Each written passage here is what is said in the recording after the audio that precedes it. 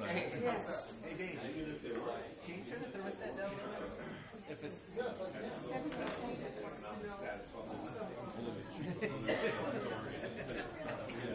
there used to be a traffic. But it used to say Jerry Johnson. I don't think anything anyway. All right, this time we're going to call to order the special meeting of March 25th, 2019. Vice Mayor Richmond, you'll lead us in the Pledge of Allegiance. I am honored. Ready? Salute. I pledge allegiance to the flag of the United States of America and to the republic for which it stands, one nation, under God, indivisible, with liberty and justice for all. Thank you very much. Roll call, please. Councilmember Resendez. Present. Vice Mayor Richmond. Present. Mayor Velasquez. Here. Councilmember Spencer. Here. Councilmember Lenore. Present. City Manager Avera. Here.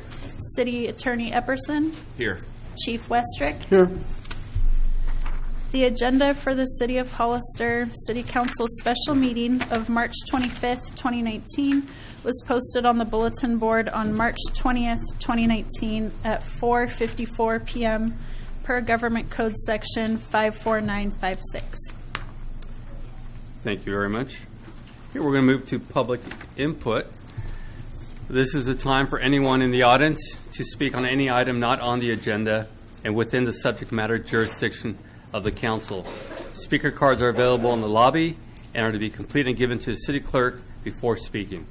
When the city clerk calls your name, please come to the podium, state your name and city for the record, and speak to the city council. Each speaker will be limited to 3 minutes with a maximum of 30 minutes per subject. Please note that state law prohibits the city council from discussing or taking action on any item not on the agenda. Do we have any speaker cards? Yes. Peggy Churchill.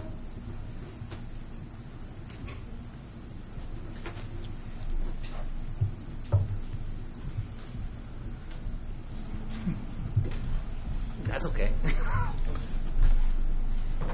I was kind of hoping that my business partner was the first one that was drawn, but I'm a parent talking about Growing Hearts Garden Center. We have an amazing company starting here in this town that's going to help children and young adults with special needs. It's close to my home. My son, Mason, who has Fragile X, he's 19 now, and he's a part of Growing Hearts, and it's a garden center community that we're building to help supportive employment for special needs.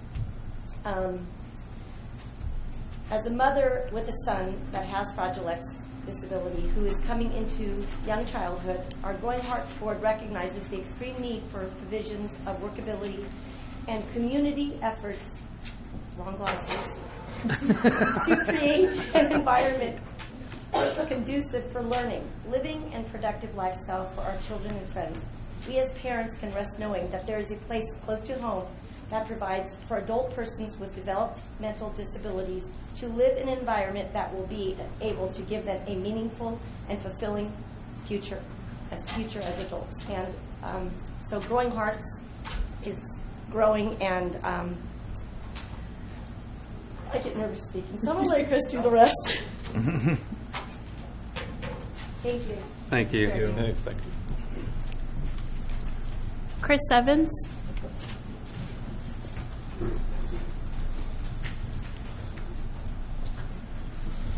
Thank you for having us today, and Councilwoman Honor Spencer, thank you for inviting us. But anyway, I'm here to talk about Growing Hearts Garden Center.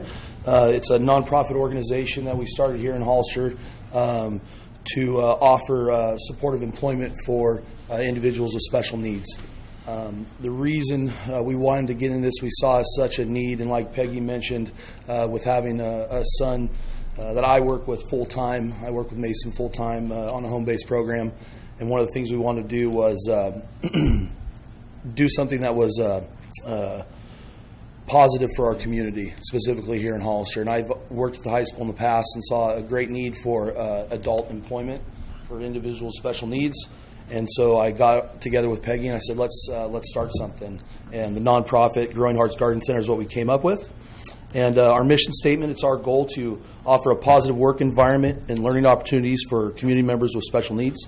We feel this is best accomplished when our employees are able to describe their capabilities, their likes and their needs, to speak and communicate for themselves, and to make their own decisions.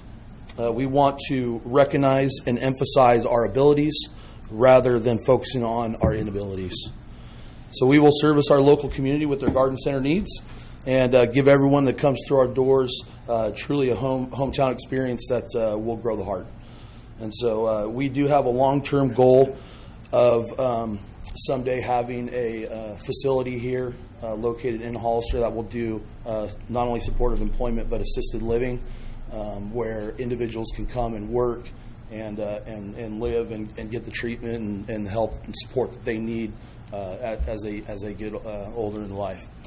So anyway, I have a few people here that are going to speak for us. Adam Bell here was actually our first hire. We went through Hope Services and was able to hire him on an internship program. And so Adam works with us 15 hours a week, and I hired him specifically to do social media marketing and things like that. And so we are certifying him in Facebook Blueprint. So I have a friend of mine who runs a marketing business, and so he comes in, volunteers his time to give Adam some training.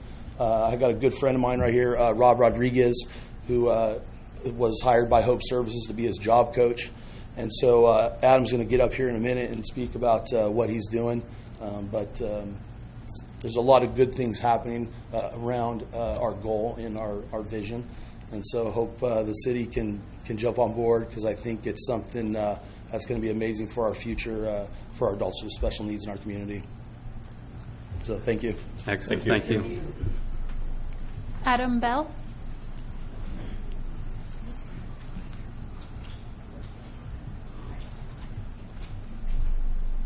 Well, you guys, everyone pretty much knows me in this community.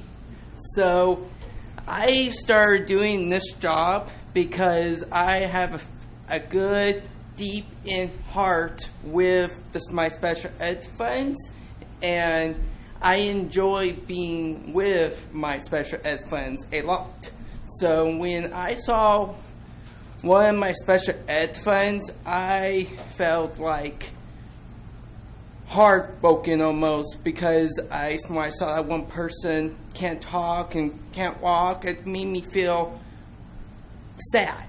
So when I did the Growing Hearts, I kind of felt the need, liking this job, and take over and help the special ed people that need a job. So I enjoy doing this, and I want to be the best social network person that I want to be on Facebook. So I'm hoping to get better at it every time I work at the Growing Hearts, and every day it's going to get better. That's all I got to say. Every day it's going to get better. So that's all I kind of pretty much need to say. I'm going to make it get better every time I work on that job. So that's my goal, and I want this community to get better every time. Thank you. Thank you, Adam.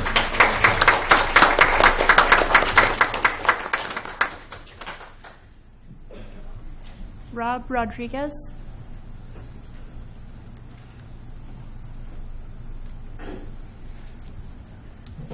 Thanks, guys. So I just want to say how proud I am of Adam. Like, I've only been working with him for the last 3 weeks, and he's shown so much improvement. The first day he was all anxious and worried. He was like, I don't do good with tests.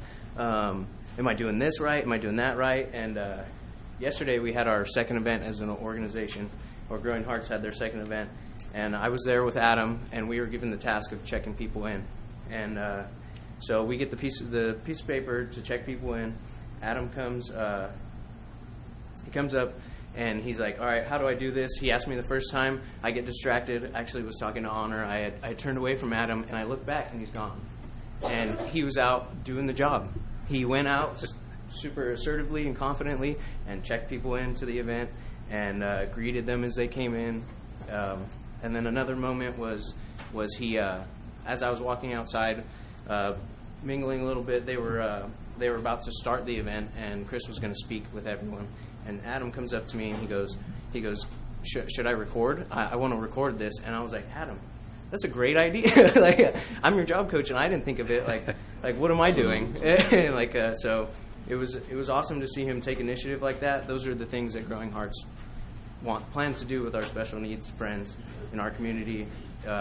In the mission statement, it says self-confidence building, career training. Independence was a big part of yesterday. He took off and he did it all on his own, and he excelled. And so it's just every day is a pleasure to work with him. He thanks me every day, and I thank him every day because it's a blessing. I get to work with Mason as well, pretty close. So this whole thing has been awesome, and I hope that you guys can find it somewhere in your heart, to give a little bit for us as we try to give back to our own community. Thanks. Thank you. Thank you very much. Robin Pollard.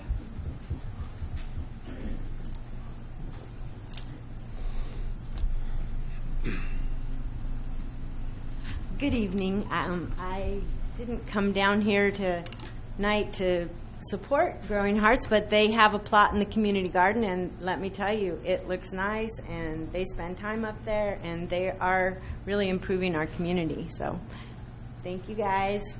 I did come down for the parks part tonight, which I won't speak about, but since I have the opportunity for public comment, I wanted to request that with your agenda, when you post something that has like a parcel number or even the name of a development, that you might add the address, even if it's kind of rough address, because I read these agendas every time they come from front to back, and often I don't know where you're talking about because you're either using a development name or a parcel number.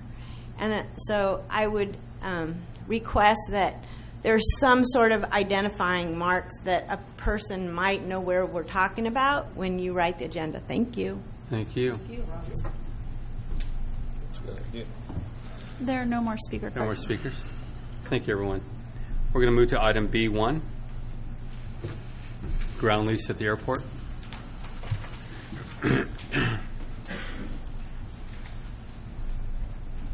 evening, Mayor, Council members. Item B1 is a resolution that will approve a ground lease of an 18,000 square foot clear span hangar on a piece of property that's been vacant since about '89. It's the old operations building for the Navy base occupied there, and it suffered damage and came down. The control tower also used to be there. We've actually tried to lease this property about 4 different times, and for whatever reason, it has fallen through. This is the latest and greatest. So the rent is about $3,800 a month. It includes the standard CPI language. City gets the building in 40 years. They're responsible for the maintenance up until the point we take it over. It's your standard airport ground lease. Okay. Is there any questions from council? Vice Mayor Richard. Good evening, Mike. Good evening, sir. You didn't bring a map with you, so everybody could see where it is, by any chance? I did not. Okay. Since I don't have it in my head exactly where that is that going to be well clear of any operations from the fire department out there? Yeah, it's actually going to be right across the street from where we're planning on putting the permanent station. Oh, okay. So it's across the street? Yes. Okay, I wanted to make sure. I do not know the business involved and whether or not they want to talk about what they do. Is that a company that would like to stay private about what they do, or are they publicly known about what they do? They have not told me either way. The plan is to house a G5. Okay, so it actually would house an aircraft. Yes.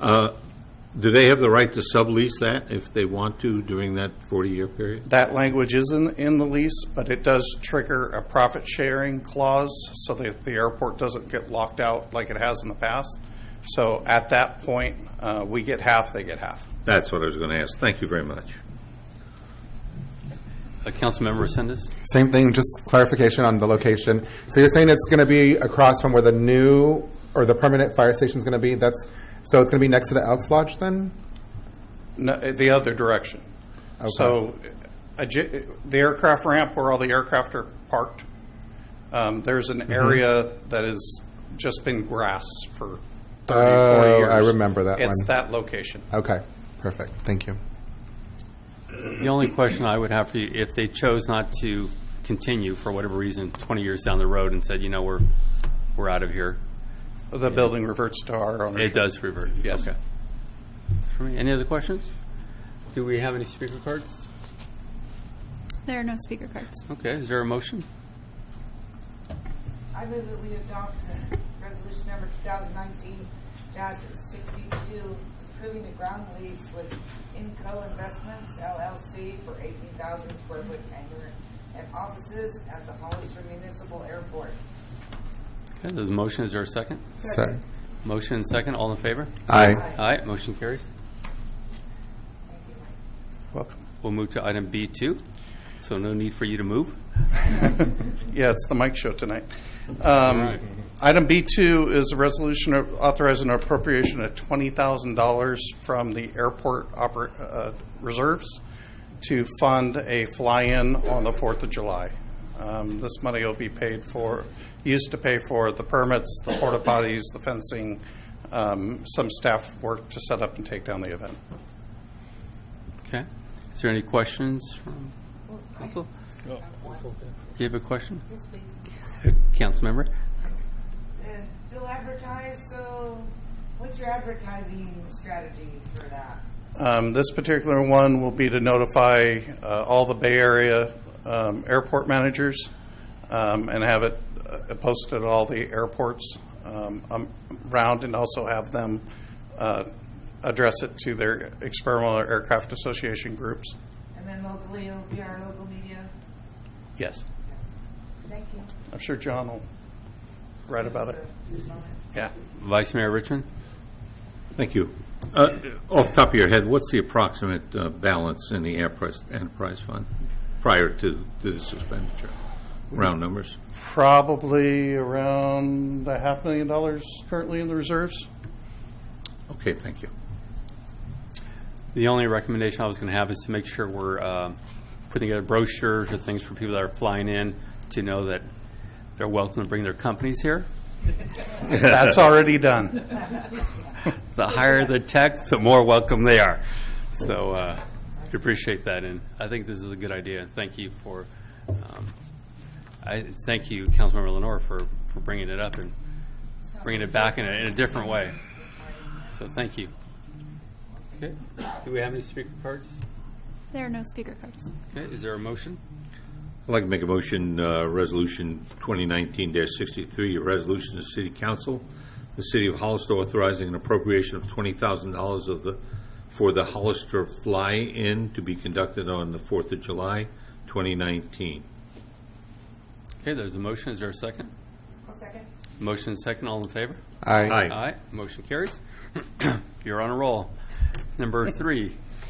Item A3 is a supplemental appropriation of $15,000 from the general fund balance to enhance the municipal fireworks show on the 4th of July at the airport.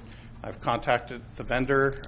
They're promising me a 20-minute show coordinated with music, with fireworks going off every 3 seconds. Okay. Is there any questions? Councilmember Lenore? I just I propose this because I know it's a cost on the general fund. Not everybody might not like that expenditure, but I really think that it brings out the community, and you get to meet each other and be out there, and it's really a good thing. And I look forward to seeing a lot of folks out there. So I hope that you take advantage of it and support your community and event, and please attend. and it might curb some of the illegal. I can't promise that, but you never know. Thank you, Mayor. Okay. Councilmember Sendes? I just want to mimic what she's saying. It is a cost on the general fund, but it's an absolutely great investment in our community. If we can just focus on really advertising this, specifically social media, get as many people as we can out there, because again, it's a little bit of a cost, but I think it's a wonderful investment in our community. So thank you for that. Vice Mayor Richmond? Thank you. As I'm sure you remember, I've been death and destruction on illegal fireworks because of the problems we've had in my experience in the explosive industry about how badly you can get hurt with illegal fireworks, and we've had some people badly hurt with illegal fireworks. I think these are well attended. I've been to the last two at the airport, and I believe, in my opinion, it really helps the enforcement folks enforce stopping the illegal fireworks when there's a good separation between where we're doing the legal show and other fireworks. When the legal show was down behind the Margaret Mays school, that whole area was full of illegal fireworks. It was very difficult, made it very difficult for enforcement folks, for the fire department, made it very difficult for the police department to identify what was going on because things were going off all over the place. So I think it was well attended. I think people behaved very, very well in the last two times I was there, including leaving in the terrible traffic jam. It lasted about 15 minutes. But so I'm in support of this because I think it pays for itself as far as enforcing our ban on illegal fireworks. And I'll use this opportunity, even though it's not anywhere near July yet, to say illegal fireworks are extraordinarily dangerous, extraordinarily. And football players are big and strong, and you know what happened to one when he had illegal fireworks in his hand and lost a good piece of his hand. So I'm in support of your resolution. Thank you. The $15,000 is in addition to what you're already funding, That is correct. and that's through sponsorships right now, or how much are we putting in right now? It's through the fireworks booths. I Okay. believe it's about 10,000. About 10, so we're looking at a $25,000 show now. That's correct. And hopefully more people will sponsor this year, so we put on a big show that brings people in. Hey, I'm fully in support of this, and I don't see it as taking money out of the general fund because our police department and fire department have done a great job the last few years issuing citations to those that insist on blowing off the illegal fireworks. So we're just putting it back into the community, and I appreciate all the work they've done on this also. I'm looking forward to it. Okay. Do we have any speaker cards? There are no speaker cards. Is there a motion? I make a motion that we accept resolution number 2019-64, a resolution of the City Council of the City of Hollister appropriating an additional $15,000 for the municipal fireworks show. Okay, there's a motion. Is there a second? Second. Motion and second. All in favor? Aye. Aye. Motion carries. Stay right there. We'll move to item B4. It's not mine. Before we move on, if there's any other community members that want to contribute to the fireworks show, personally or business wise, please just go see Mike out at the airport, and he'll do the proper paperwork to make sure we can get that covered for you. So just throwing it out there. Yeah. Thank you. Welcome. Good evening, Mayor Velasquez and council members. This item is a resolution to approve the mitigated negative declaration for the update to the Hollister Park Facility Master Plan and adopting the mitigation monitoring and reporting program. We'd like to back up, though, that there's other things in the staff report associated with the mitigated negative declaration. First, the City Council reviewed a presentation on the draft master plan update in April of last year. There was 4 different city council members sitting here, so we'd like to take an opportunity to just present the draft plan to you. At that same night, the City Council authorized the Management Services Director to issue a request for qualifications for a master plan for the water reclamation facility, also called Brigantino Park, also called the Riverside Park. So that's been completed, so you'll have a presentation from the consultants. And then regarding the mitigated negative declaration, we entered into a professional services contract for the preparation of an initial study to determine whether or not a mitigated negative declaration could be prepared or environmental impact was warranted, impact report. The determination was we could proceed with a mitigated negative declaration. It was circulated for a 30-day public review period from February 1st to March 4th. We received 5 comments from the Monterey Bay Air Resources District, Caltrans District 5, California Division of Fish and Wildlife, U.S. Fish and Wildlife, and the Department of Water Resources. The letters are in your packet, and there's responses, and the bottom line is there's a finding that some are just comment noted, such as the Air District supports the notion of a roundabout for reducing greenhouse gas emissions at the entrance to the water reclamation facility, but they don't warrant a significant change to the environmental analysis. So we think the City Council can proceed and adopt the resolution. Also, we'd like to note that when the environmental analysis was prepared, it was based on a concept plan for the water reclamation facility that was in the draft plan, and now we have an updated concept. But we're comfortable with the finding that there's not a significant change, and that's discussed in the staff report before you. And now we'd like to proceed with the presentation of the draft plan.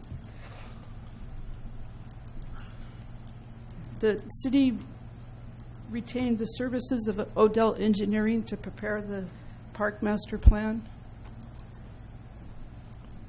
And this is, the date is changed, and there's a few changes here, but this is mostly the presentation from a year ago.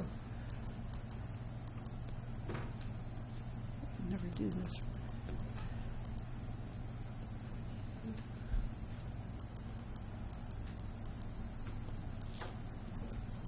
So part of the master plan, there is chapter 8 of this plan that develops a vision for the water reclamation facility.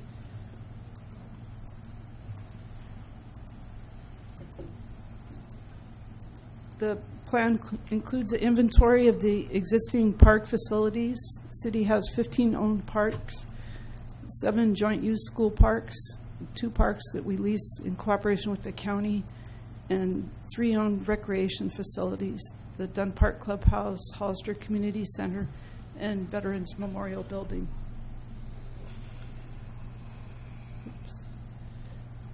As part of the master plan, that inventory of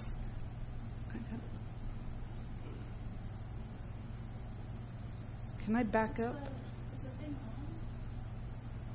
I think it's on.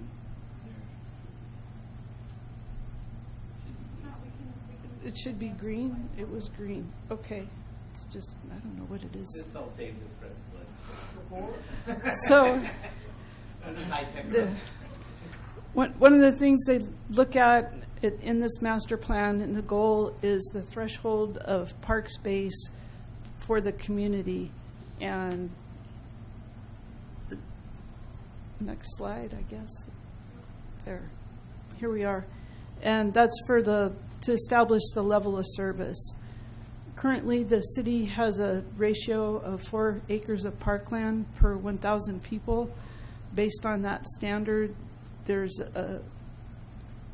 we have a shortage of 62 acres of recreational area, and today there's 2.3 acres per 1,000 residents. That's based on the 2015 population figures. We look today, and if you use today's figures, it's about 2.19 acres, and the shortage is closer to 70 acres. The draft master plan proposes a ratio of 5 acres per 1,000 residents, and That's in keeping with our neighboring communities of Gilroy and Morgan Hill. In the city of Los Baños, actually theirs is 7 acres per 1,000 persons. During the preparation of the update to the master plan, there were 6 public meetings. They were in a variety of locations. There was advertising through many modes. Today, it's not just the newspaper, so there were flyers, Facebook, and social media. Through the public outreach, there was 51 participants at public meetings to provide feedback. There was also a special workshop just for the wastewater water reclamation facility. There was online survey with 236 respondents.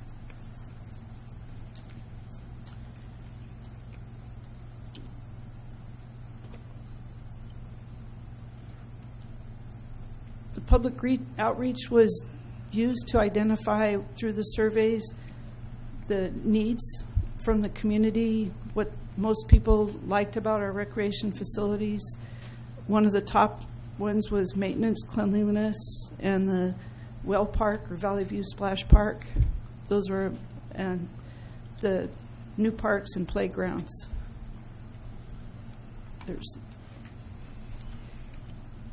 Then they also asked the same question, what people thought there needed to be at the parks, what was needed. Ironically, there was homeless in the parks was the top issue. Lack of restrooms and cleanliness was a concern.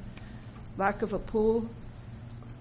And then others where there was maybe 9 or less were lack of trails, lack of shaded areas, lack of dog park, not sufficient police presence, everything wrong, use of rubber mulch, skateboarders, lack of night lighting, lack of drinking fountains, and not enough parks. The master plan, next slide, includes measures for best practices. Is it this way? And here's an example where there's the concept of crime prevention through environmental design, where you can see that this is a neighborhood park and there's natural surveillance because the homes on the street face the park. There's street lights near the entrances, and there's clear lines of sight for the play activities. So the plan includes other samples of best practices. Next slide. Here's a concept where there's at the Apricot Park, there's a dual-use flood control basin park. The plan's recommending some standards for that. We've had some situations where the detention basin was the dominant use. It was, and the recreation almost seemed subordinate. So the plan puts forward a strategy to avoid that in the future. The plan calls for priority improvements. Next slide. The McCarthy Park, the City Council may know that this is will be under construction this year, in part with park impact fees, but also from a grant that the city received. The funding was it was a non-competitive grant based on the production of affordable housing. Another is the dog park at Valley View Park, and that will be built in conjunction with a subdivision. There's the pedestrian bridge connection to the water reclamation facility. The city's pursuing Prop 68 grant funding for that. Leatherback property is one of the sites that would be newly developed. We're also pursuing Proposition 68 funding at that site, and Fire Station number 2.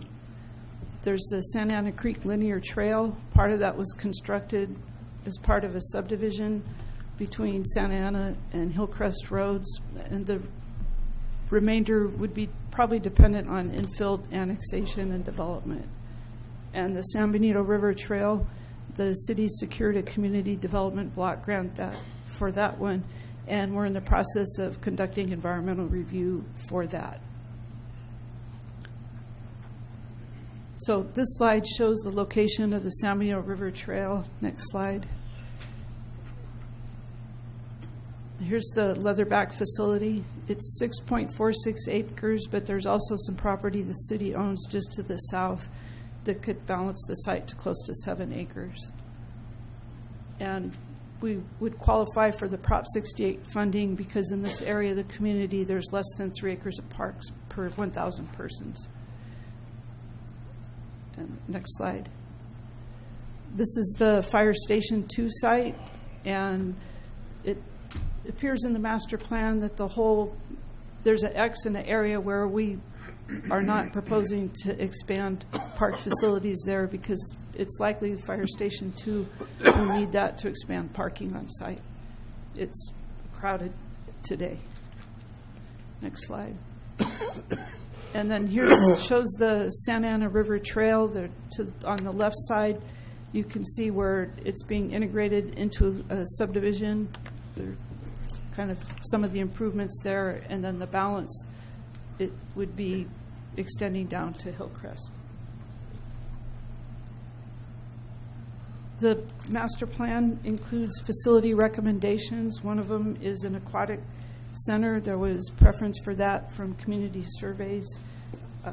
The plan points out that it can be very complicated for funding, and a lot of agencies use joint use agreements for aquatic centers.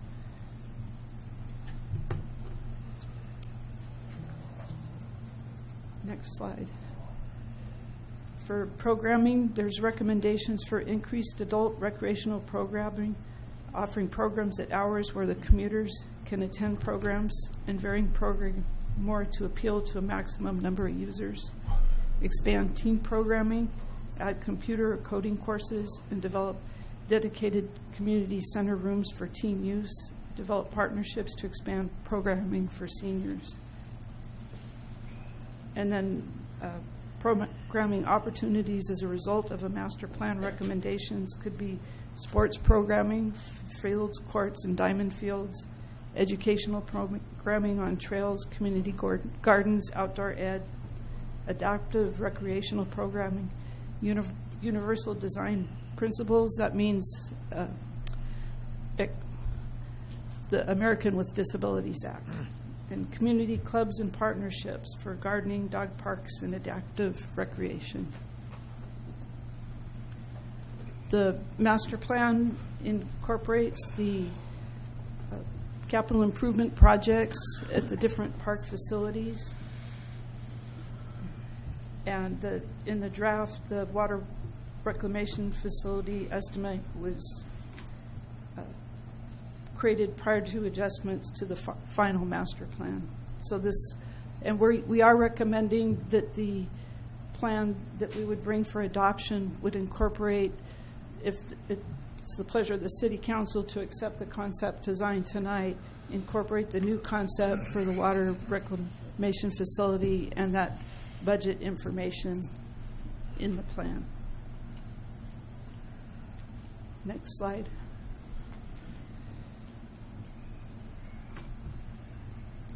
So implementation of the plan, one of the key strategies would be the park in lieu fee. And that would be based on, we're recommending with the update using a standard of 5 acres per 1,000 residents. And here this shows the current ratio, what the demand is, and the shortage. And with the proposed 5 per 1,000 acres per 1,000, the demand would be 192 acres, and the shortage could be 108. The grants are another strategy, though, too. It's a successful plan for implementation. It also needs careful analysis of annexation applications. In an annexation application, there's a requirement for a plan for services, and this could be reviewed on a case-by-case basis.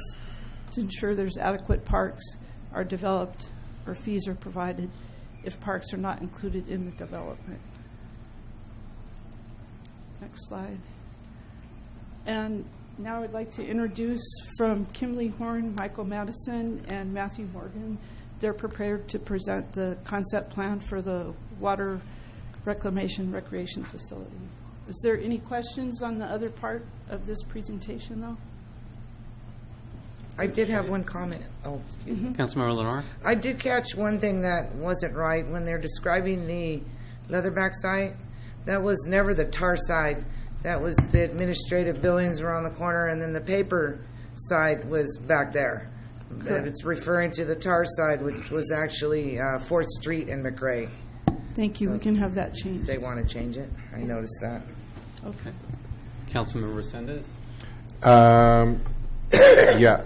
So you're saying that we're behind because we've only been doing how many acres before than what we're proposing today? The standard before was 4 acres per 1,000. But it wasn't really like implemented. Is that why we're behind, or because we're just not caught up yet? I think that when you look at the city's budget, probably Bill can speak to this better than me. We did a lot of we used a lot of impact fees for school city parks, and so that money went to a lot what is now a part of joint use agreements, but it wasn't used to acquire land. Also, if you think of the city's has grown to be a bedroom community, and I think that when there's budget challenges, the priority goes to police and fire, and recreation has fallen to the side. So this topic is a very important topic, and I'm really passionate and I'm really invested in it. If we had more land dedicated to parks and we had more recreation for our kids, then we wouldn't have to pay more to police and fire. So because studies show that if kids are out there actively engaged in their community and they've got all this access to parks, they're doing all these healthy activities like trails and whatnot, then you probably wouldn't have all of those negative behaviors later on in life, right? So we want to be more proactive than reactive. That's the point I'm trying to make. So I've got some questions about the park we're going to talk about. Let me just read through my notes really quick, because this is a lot that you've got going on, Mary. What's going on with that trail from Apricot? Did you get the grant for it? Yeah, it's one of the slides. The city did receive a community development block grant. It's about $1.5 million to construct the river trail. Right now we're in the process of conducting the NEPA, the National Environmental Protection Act environmental clearance, because it's federal. We have to go through that process.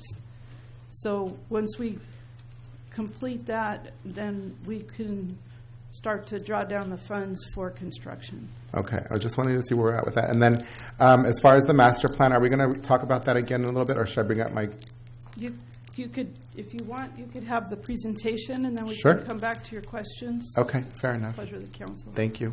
Okay. But their presentation is on the Brigantino portion of it. Specifically, yes. Yeah. So any master plan you may want to ask now. So the main concern that I had with it was in the public art section of the plan.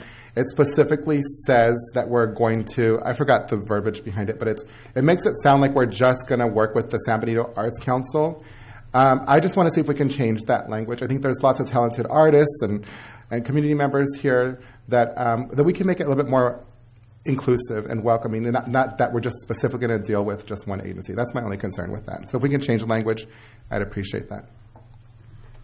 Okay. Vice Mayor Richard? I wonder if it wouldn't behoove us, Mr. Manager, to bring this back and not... I don't want to continue what we're doing today, which is focused on the CEQA, but bring it back with a report about the budgeting items and the cost items. I think this is driven, as we pointed out, this is driven by funding. We're well short of even our original. We're well short of even our original goal of 4 acres per thousand. As you pointed out, we're sitting at 2 point something.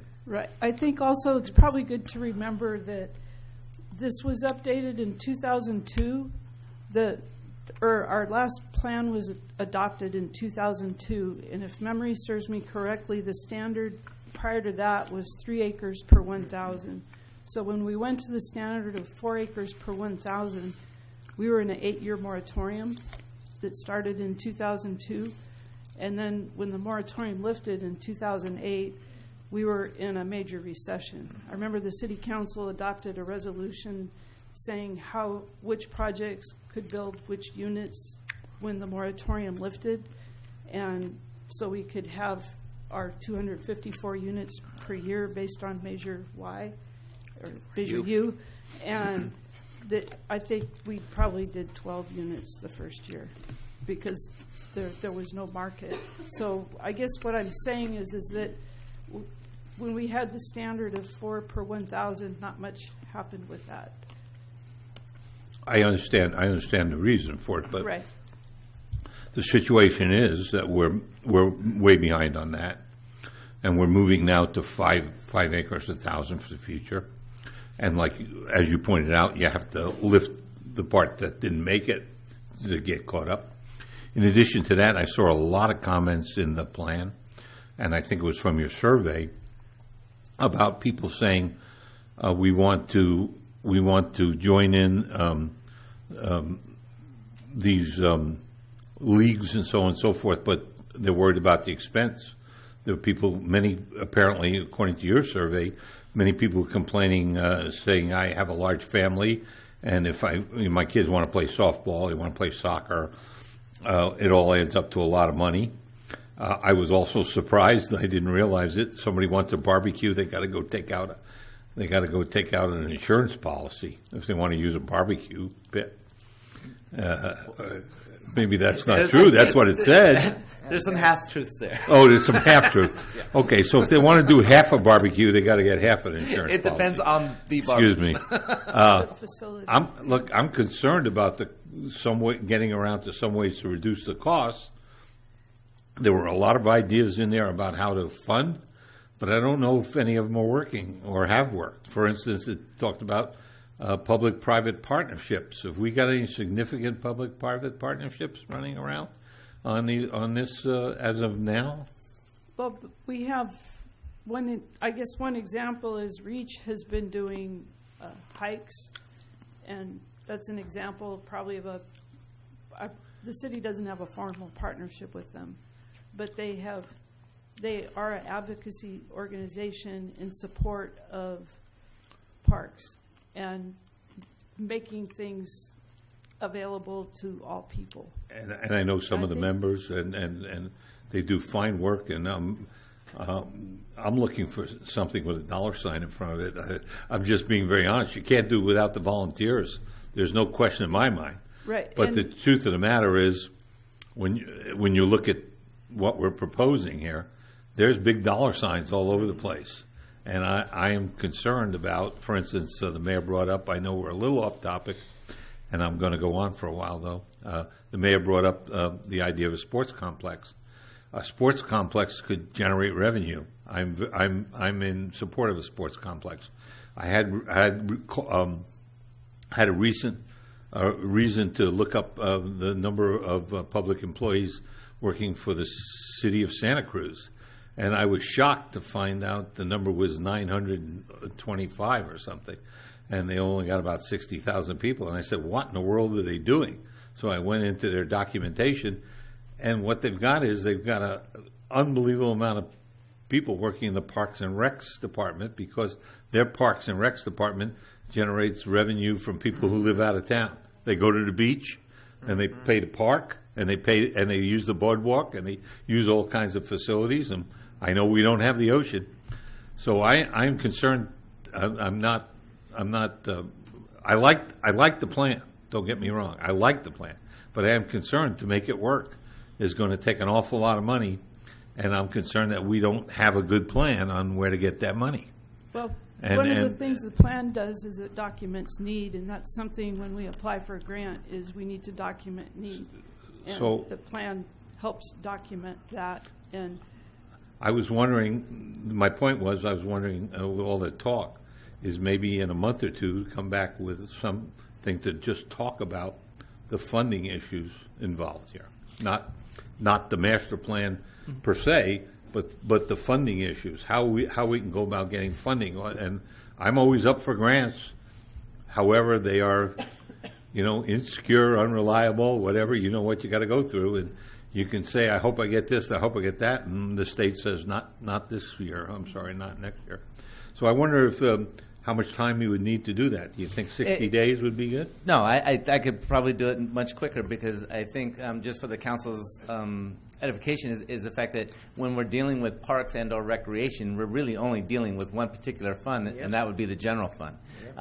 Park impact fees, et cetera, are for from a capacity and a new development, but any existing deficiencies or any programs or things that the council wants to get involved in generally is going to come from, minus some grant funds that we get from Prop 68 or something, it's going to just be general fund monies. And you're going to be dipping in your reserves in order to do that. And I know that Tina is sitting here and she can address some of these things. We try our very best to come up with new and different programs that generate revenue. Not everything is cost neutral. We have some where we make a little bit, but we also have some that we subsidize quite a bit as well. So it's just a balance. And then the other thing we're also careful with is we don't necessarily step on toes of other organizations that are already providing something similar in the community. So we're very cognizant about what the YMCA is doing. We're very cognizant about what some of the other agencies are doing, so that we're not duplicating efforts. So we can talk about the money and some of the things that you'd like to have, and I could do that really pretty quickly, because there's not much to it. I'm not going to hold this hostage to talking about the money. I just want everybody to understand that there's an essential second step here. It's not just doing a master plan. It's coming up with a way to fund that plan and make that fund viable and one that our residents would support. And that's not easy, because it's very easy to say let's float another bond, but it's hard to do when there's a lot of other ones going around. So I wonder if you could put that at some time in the future, put that on the agenda for We for absolutely us? will. And if it Thank pleases you. the council, this item is coming back to you anyway. This is kind of just for our introduction. We'll be coming back with a resolution for formal adoption. And when we do that, we can make sure we have the financials available for you folks as well. I appreciate it. I like the plan. The only thing that concerns me is the financial structure to make it go. Thank you very much. Okay, Councilmember Resendez. I think the Vice Mayor brings up an excellent point. So just for clarification, when we go up in acreage, who's paying that in lieu fee? The new development. Okay. So I understand we had a recession, but that doesn't the bottom line is that we are where we are now today. How are we going to get caught up? And it seems like the most likely answer is to raise the acreage. Los Baños is doing, 7 acres per 1,000? And you're suggesting we do 5? Correct. I would say we do nothing less than 7, because that's going to help us to get caught up and generate some more revenue. So I think... It's a big part. Yeah. So, Councilman Resendez, one of the things I think that we want to make sure that everybody on the council is very familiar of is that an existing deficiency, like your lack of having enough proper park space right now, you cannot add to a new development. So if you go from 5 acres to 7 acres, all you're really doing is you're taking our existing inventory and our deficiencies and making it worse. Does that make sense? So if we can get caught up to say 5, that's coming from the City of Hollister's general fund to make our current residents. Let's say there's 35 to 36,000 people here. We're going to have that number of acreage for those number of people. All the new development that's coming online is paying either their fair share or dedicating the proper amount of land pursuant to the master plan. So here moving forward, you're going to be square. But in the back, you have a deficiency that you're going to have to make up on your own. You can't put that on the backs of the new development. No, I understand that. But bottom line is we're making a decision on how we are going to grow as a community and what our city is going to look like in the future. I feel more comfortable with increasing the acreage to at a minimum of 7 acres per 1,000 people. Just because we have so much land now, Yeah, bottom line is we are deficient. We are deficient. So let's not continue down that same path. Let's make it just a little bit more rather than less. I would feel real comfortable with at least pushing it to 7 acres. Okay. Councilmember Lenore? I just wanted to confirm what they're talking about on the general fund. I did work for the city over a couple of decades, and it's true that in recreation and animal control and the general fund 101, they got cut so many times. It was just the saddest thing ever, because recreation, I really loved it, but when you came right down to it, folks concentrate on public safety. And parks kind of went the wayside because there just wasn't money. And parks are very expensive. It's $700,000 per acre to develop a park. That's what I read in this report. 700 and something thousand per acre. Once you add in all the stuff, that's what I read. So I know it's expensive. That's why I got behind.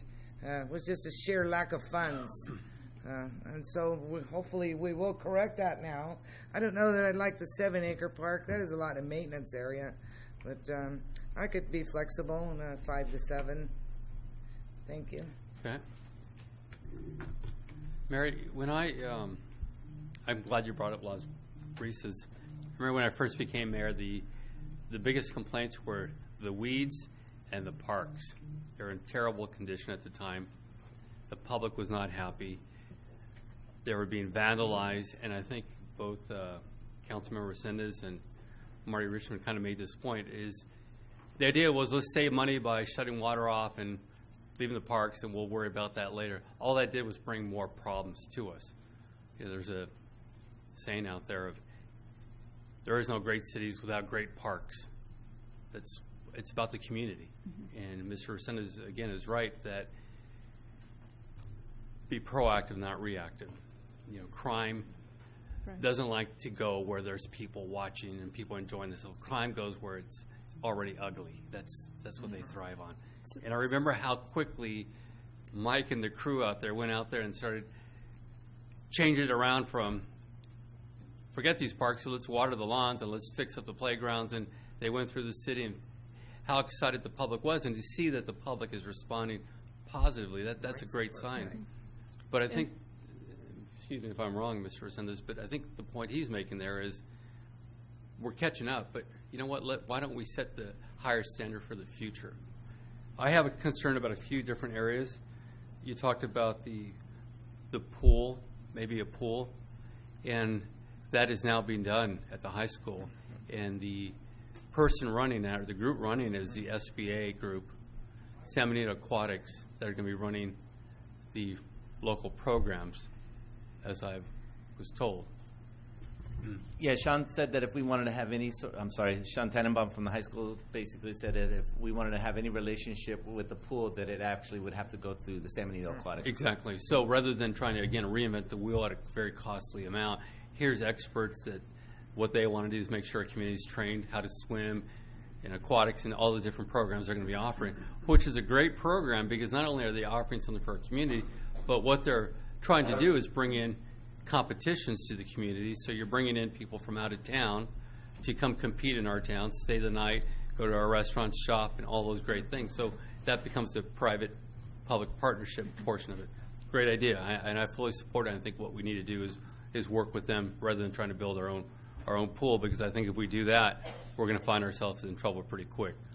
We can always add to it. Unfortunately, when they did their study, it happened to be in a seismic zone, and we couldn't put the other portion of it in there as a partnership. But we had the conversation, so if we can do that, that's great.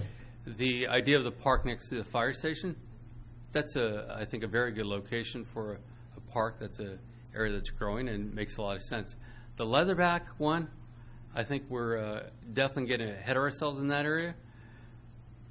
Not to take this all over the place, but right now we're in the middle of doing a rail study. And if a rail study comes out positive, that's actually a good location for funding for townhomes, apartments in that area for commuters. So we need to be aware of the potential of what that property can bring, that area can bring, if there's a rail line in that makes sense in the area. So we have to be careful not to get ahead of ourselves as far as another park in that area. I heard conversations about some of the other programs and for programming and computers. Well, right now we're in the process of working with the county. We actually have a partnership now where the county would love to work with us on the parks and a community center to enhance both of our, well, it's one community, as I keep saying. Excuse me, getting real cold. But we have the potential now to have a partner with the county to work together on a larger regional park as far as a sports park, which, as Vice Mayor Richmond brought up, you can bring the private industry in to help fund this and make sure it pays for itself. So I think we need to be careful about what we're doing on some of these other projects. And as far as the community center, same thing. We're working on that partnership that we can do something together, and we're having a conversation with one of the local universities to see what we can do as far as programming and offering courses. So there's a lot of good things happening. I want to make sure we're not getting tied down just yet. Let's give these opportunities to let them happen first, or conversations for the next 4 to 5 months, and we'll know better if it's realistic or not before we tie ourselves down. So if we're approving something tonight, does that lock us down to anything? We're not. This is a draft plan. We're recommending tonight that you adopt the environmental review. We do have a recommendation for you to direct us to return with the resolution to adopt. One comment on the Leatherback site is that reason it does qualify, as we said before, for Prop 68 money is because there's less than 3 acres of parkland per 1,000 people in a half-a-mile radius of that property. The only other park facility close to it is Rancho, which is a Rancho San Justo. That's a school city park, so that's not accessible to people. So there is and the meetings we've been to, there's a strong support for a community facility there that could provide teen services, also flexible uses. There's been a lot of, and people, organizations, nonprofits interested in partnering for use of the facility.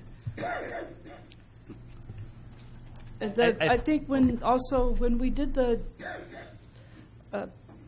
Complete Streets plan for McRae, Sunny Slope, and Tres Pinos Road, there was discussion with the owner of the railroad about a possible parking facility near there, and they were looking at 2 sites because there's 2 Leatherback properties. I think one is the one that is in the draft master plan, and there's another property that's owned by the cannery that is close to the old train depot, and that is another potential site. What they need is adequate backup space also. I think that was one of the issues, was having adequate space to back up. This was for the switching a train.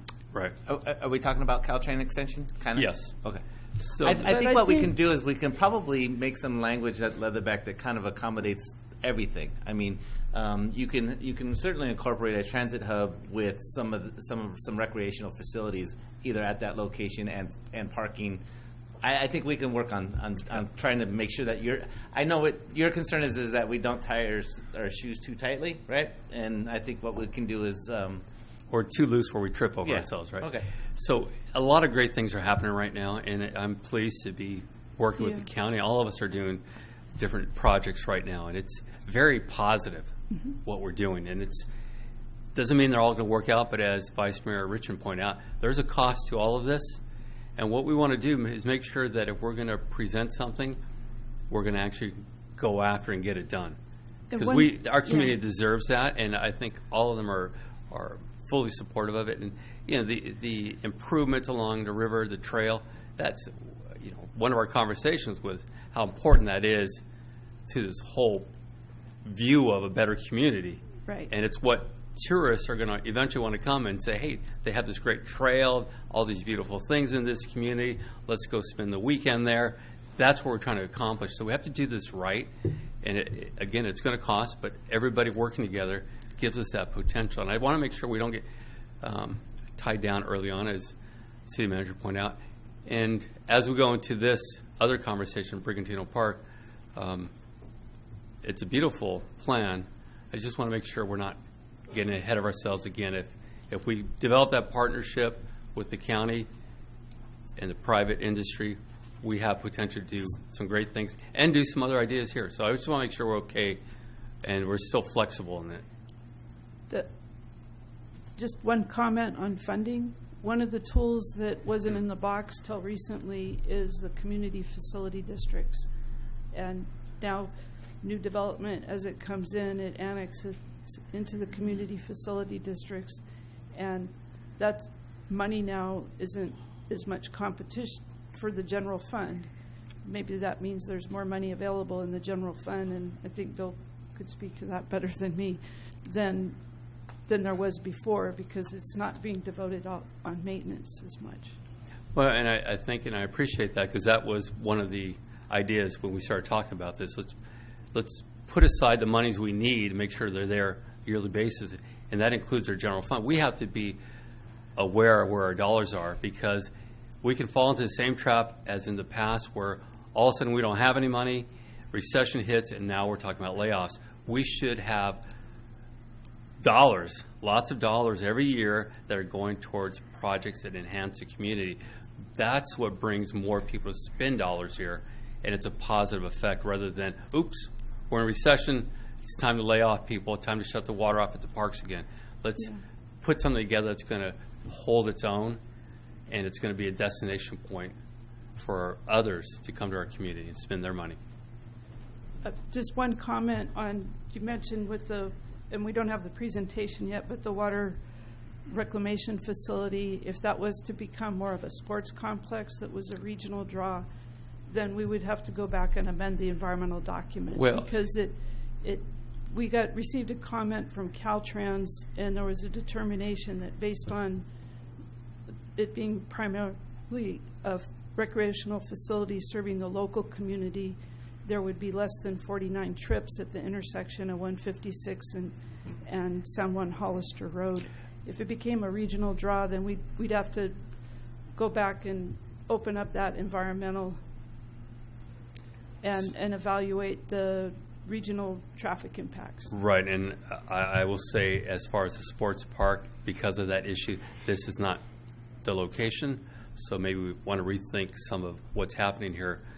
But originally, when we first started talking about this area, we talked Brigantino Park being the regional park, which it looks like here. It has that.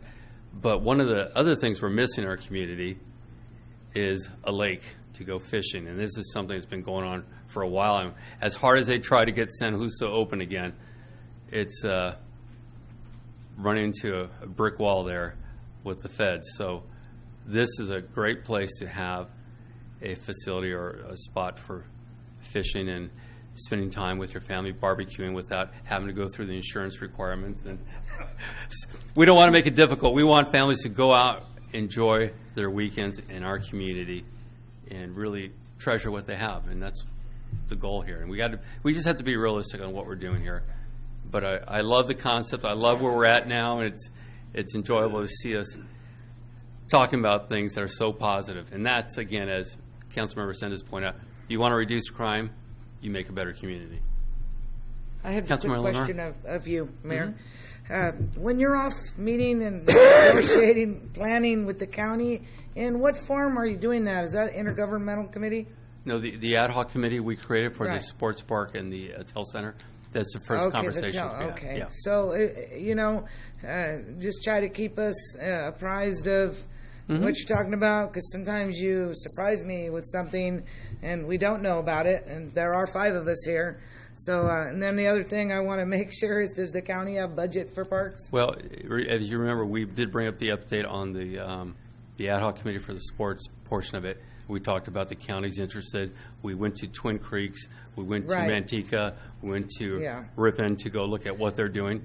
That was the first part. Then we're still going to go to the next part. How would we do this? How would we match each other? Where would it be? All those next steps. So we're very far from any. Every time we have a meeting, we're going to update you. Budget. They have Yep. a tight budget in the county, and Parks is down on the ladder. So Well, I we think- have more money than they do because we have sales tax, Measure W. Yeah, and I think the county is changing their ways. So Nothing's We don't set. want to subsidize like the fire, right? No, we want to work together. We want to work together, and this is very important. Yeah. And that's what we're It trying to is, get to. it is. And the other important part is the private sector to it. So, every time we have a meeting, we're going to be bringing it up and talking about it. That's because all it's very I asked, important if for you all of could us. keep us Oh, informed. absolutely. Thank you. Councilmember Sanders? I forgot to ask you, can you tell me about the pedestrian bridge connection? Where is that at? What does it look like? Where are we at with it? Well, we're looking for funding for that. That would be, I think you'll see that, I think that would be part of the presentation that's coming from Kimley Horn.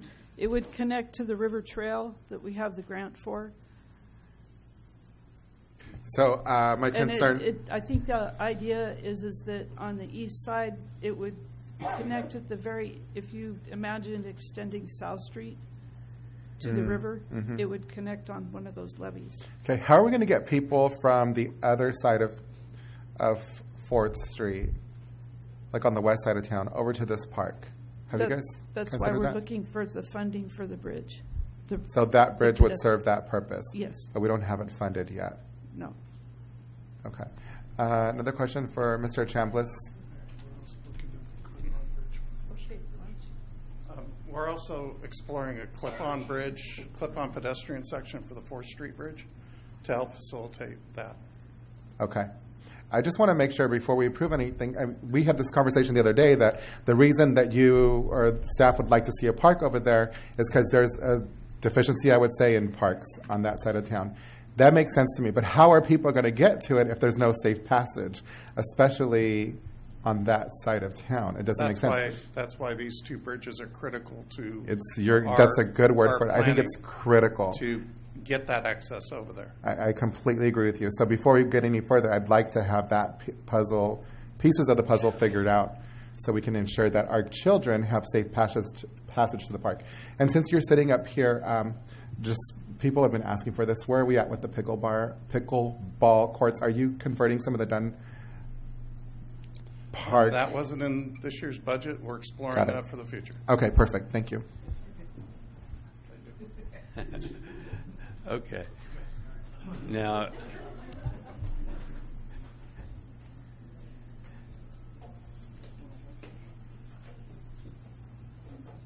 all right.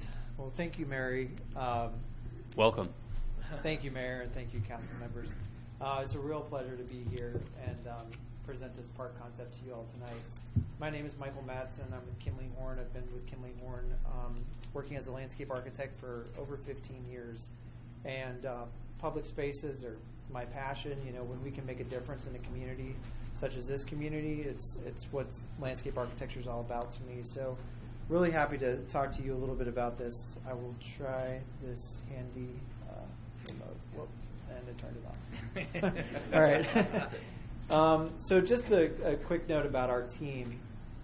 We've got a great group of multidisciplinary folks, landscape architects, civil engineers, structural, environmental engineers, and you'll notice on there Jennifer Koopman is, in talking about funding and everything that we've heard tonight, is kind of our in-house funding expert, and she's helped us work on many different park projects where she's been able to secure grant funding to the tune of, I think $30 million for one of our clients. So it's not an easy process, but one of the first steps in the process is to come up with a concept that everyone can agree on and help move forward, and then that can become the sort of talking to object for the committee that's going to be reviewing to see about awarding the funds. Also want to introduce Matthew Morgan. Hi, Matthew Morgan, landscape architect with Kimley Horn as well. I've been working with Kimley Horn for 4 years, 9 years practicing landscape architecture. And I'm just really excited to be part of this team, bringing an amenity of this magnitude to the city of Hollister. I've got some roots in the city. Actually, my family came over from Spain, and we started here. So it's nice to be able to kind of give back to the origin story. All right, just a little bit of history. I think a lot of you probably are in the know on this, but and Mary covered some of it. But just wanted to do a brief recap of how we got to this point. So in looking at the existing condition and the location of the park, many of you have talked about that location being prime for so many reasons. Being adjacent to a community which we desperately need to connect to and find ways to do that, but being off of busy roadways so that it can not only function for this community, but for the region and become something that puts Hollister on the map and becomes sort of a symbol of branding, if you will, for the community. That when you think of Hollister, you can think of this community park and this asset. And, another reason you should come and spend your dollars in this community and come back time and time again. But I know we've been at the park, and I'm sure some of you all have been there as well. There's a lot of natural features that we really need to capitalize on and take advantage of, views and sort of this natural amenity that you have. It's not every day that we work with cities and municipalities that have such a property. So this is a really unique thing. And it's already a popular destination without it fully being developed. So a little bit more, I know Mary talked about the public input process, which is invaluable, getting the public's idea of what's important to the community, what they want to see out there. So looking at that, it was then back in 2017 put together into the concept that you're seeing on the screen. And then from there,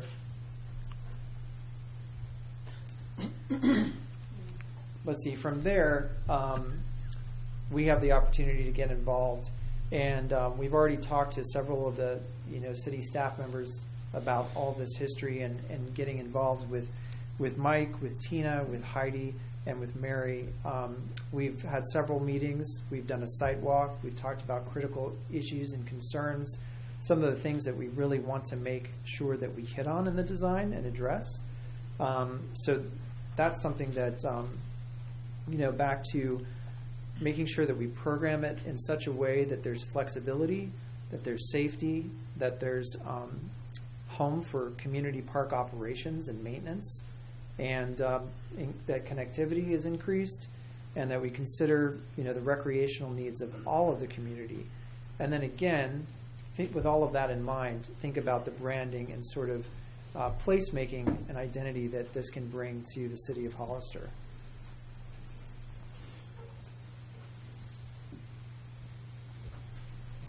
Yeah, sure. And so with that original concept that was included in the RFQ, we took a look through that, coordinated closely with city staff, and investigated some of the goals at hand: access, circulation, programming, some of the broader themes, and came up with 3 concepts. Concept C ended up being the standout concept for its balance of prioritizing pedestrian and bike access and adding vehicular convenience for parking at several locations entering into the core of the park. So providing access to some of the amenities further into the park as opposed to just on the fringe. Does that work? Okay. So building on Concept C, we delve deeper into some of the more specific goals, and here we have listed a couple of them in addition to the original goals. So we wanted to create a destination for the community, something the community would embrace as their own. We wanted to, of course, enhance connectivity of all modes, and we discussed that a little bit with the inclusion of the bridge on 4th and South Street. And something else we've discussed here is revenue generation, which is critical to the success of the park, and eventually will lead to multiple phases and fostering stewardship of the park. So as you can see, so this a bit of an overview of the revised master plan for the facility. Some of the broader themes you can see. So we've added more heavily distributed parking, hugging against the south hillside there, to preserve views and not disrupt the sort of connectivity to the San Benito River there, and allow more of a connection and a respect to the actual sort of beauty of the nature around this park. In addition, we've got one larger contiguous park here as opposed to being dissected by several lots, which of course prioritizes pedestrian and bike access into the heart of the park as well, and keeps safety, keeps vehicles away from pedestrians for the most part here.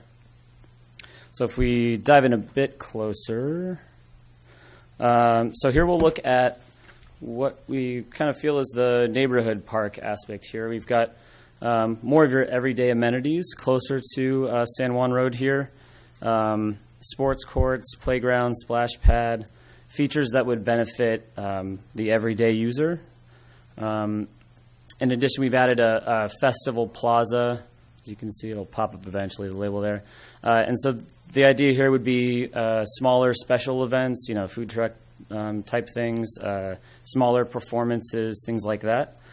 And then, of course, the larger parking lot, which would build on, we're aiming to build off of the existing asphalt lot that's already in place. No need to demolish it if it works just fine. And then as we move closer into the heart of the park here, you can see here we're showing the original fourplex softball field from the original concept. Again, distributed parking coming in further into the park to provide access, convenient access for everyone to actually get to each of these fun amenities here. And this is where we see more of that revenue generation happening, right? So the fourplex softball field, the concessions and restroom building, the group ramadas, which sort of like shaded structures that could be rented for parties or corporate events, company kind of get-togethers, things like that. And then here as well, you'll see the bridge connection that'll go over San Benito River. That's the future connection to South Street. And then as we continue southeast here into the sort of nook of the park, we've also got a soccer field, which is more heavily programmed. And then down below that main field, in addition, we've got the event lawn amphitheater. But down below, that's already being used, but pretty popular by model airplane flyers and all kinds of different users. And so we thought best to keep that open for programming and create a multi-use field, which could potentially be overflow for larger events. And then also that could be chalked for soccer if needed, for tournaments, things like that. And then, in addition, we've got on the fringe there wildlife interpretive areas. And so again, connecting back to the San Benito River and all the different, beautiful wilderness we've got sort of up in the hillsides and all that good stuff. So this again shows you the overview, but next steps for us, we've done some preliminary investigation into what the first phase could be based on what funding might look like. We've also taken a look at some grants, investigated, what that could add to the local funding that's already available. And so what you see here, this first phase, it provides some of the most necessary pieces to the park, which would not only allow for parking and people could use the rest of the property, but also we've added 2 fields here, which would begin to generate support by the local community and usage, but also could potentially start bringing in revenue right away in phase 1. Yeah, I think one of the things that you may have mentioned earlier, Mayor, is that, if we're going to do this, we're going to do this right. And so we really saw this as the first step in sort of creating that front door and that curb appeal for the community for this park and where it's headed. And, if we do this right and we get this built and we get some excitement generated in the community, then we see folks coming out here, starting to get some skin in the game and starting to look for, other creative ways to get things funded, because, I think as many of you have said it, if we get, the community out in these parks, that's going to really make a difference in a lot of the children's lives. So that's what this is all about. I wanted to talk a little bit more about grant funding. So we've already been working with some of the staff on a recent grant application. So what we're hoping to do is with this concept, keep that conversation going. And hopefully if we can get awarded the opportunity to present to them, the next step for us would be if we do get this latest CCNR grant that we've applied for, then it's going to be early spring, and we'd have an opportunity to take them and do a field visit for them to actually have boots on the ground, see what this space is all about, and to really understand, what this park is going to do to this community, what it has the potential to do. And I think an important part, just so you all know, is for the conversation, they're coming down to make sure we've got all our ducks in a row, and that make sure that we've thought everything through and we've considered funding. And if their funding isn't enough, how are we going to finish the job?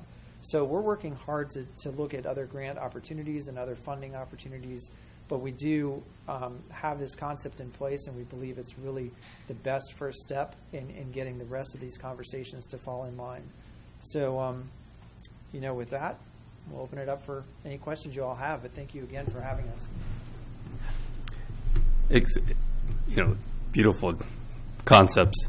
And now that I see you're talking about softball fields, I saw Tina in here. So you're talking about competition fields here too. That's your revenue source, basically, tournaments and those types of things.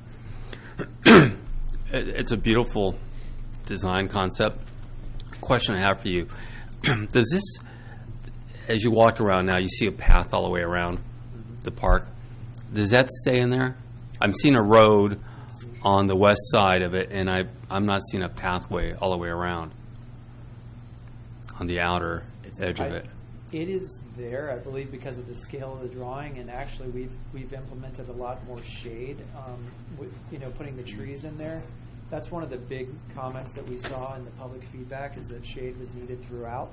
So there is a trail system there. There are trail systems that go around the different features and the different sort of activity zones and programmed areas, just so we can have circulation throughout without any disruption to the different activities that could be going on.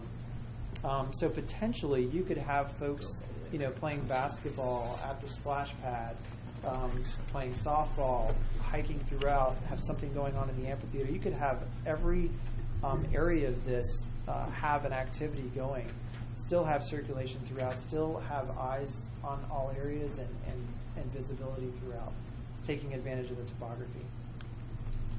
Okay, I just want to make sure we didn't lose our trail, because that's something that this community loves now. And every time I go out there, I take the walk, and I have to take the short because I get too tired walking the whole thing. But I know a lot of our residents go out there on a daily basis to enjoy it. Sorry for having to talk with this, but it's my cough drop now. Tina, can I ask you a question? Sure. If you can come up for a second. This is our guru in softball, and she really knows this industry. A complex like this, 4 fields, is this something that tournaments would be interested in on a weekly basis for softball? I did have a chance. I sit on the National Council for USA Softball, and I did have a chance to talk to the group at our last council meeting in October. And I kind of mentioned the ideas we have, what we would do with the 4 complex, and we can bring big national tournaments to Hollister.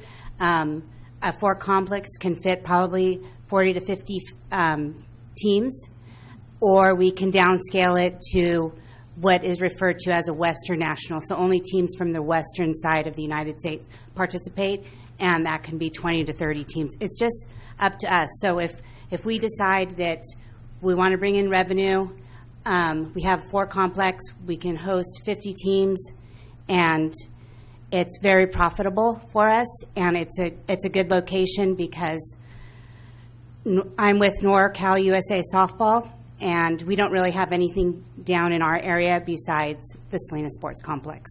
And and you guys remember Armando Barragon, who was with us a couple of years ago. He probably hosts 60 to 70 teams a weekend, but he has a 6-field complex.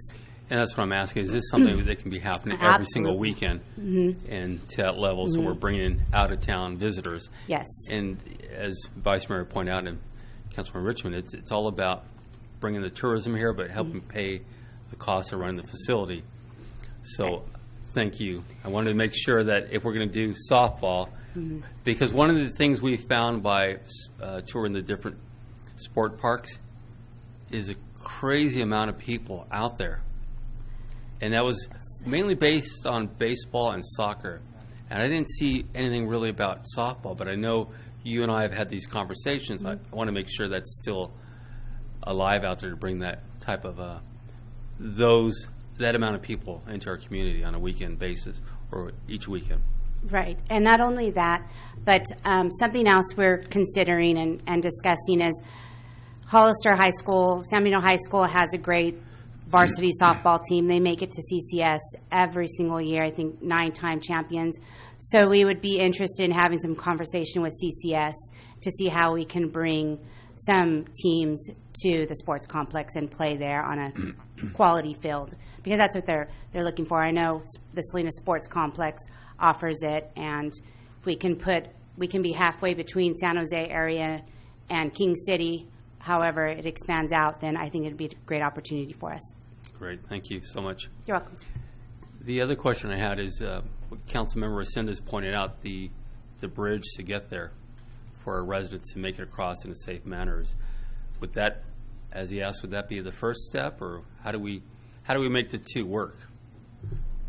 In terms of, would that be the first step coming in right with the park? Yeah. The first phase, you mean? Exactly. We're going to have a park, but we can't get to the park. I'll turn it over to the expert. Okay. So this is very preliminary. It depends on a lot of moving parts at the moment. But on the other side of that bridge, as you can see on your picture behind your seat, is the industrial wastewater treatment facility. Right. We're actually looking at splitting that facility, creating a stormwater treatment facility for half of it. And we're looking at using stormwater funds to fund that bridge. We've had a preliminary conversation with the water board, and they're going to want purple water in that stormwater facility to keep the plants that use to treat stormwater alive year-round. Well, guess what I need to get the purple pipe across the river? I need a bridge. So we're working on that. So is it part of the first phase that we went out to the grant for? No, because the grant rules did not allow that to be included. But that's the angle we're going for that bridge. The bridge up front, that I am having Kimley Horn, another wing of Kimley Horn engineers, evaluate it. We found a product for about $500,000. We can put a bike and pedestrian trail on the existing bridge, and that would tie into the 4th Street improvements. So that would give us immediate access, and that's the bigger bang for the buck right now. Okay, thank you. Nick?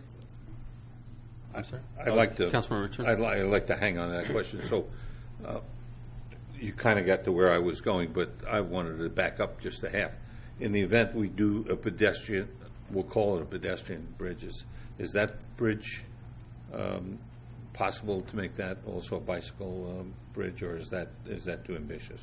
Well, both of them would be bicycle, pedestrian. Okay. When we say no pedestrian, cars and no horses. No cars, no horses. Yeah. When we say pedestrian, we're also including bicycles. That is correct. Not just footbridge. That was They're my about question. 8 foot wide. Yeah, thank you very much. Okay. The next question I have for you, for them, thank you, Mike, is the amphitheater. Yes. How many seat amphitheater? What are we looking at there?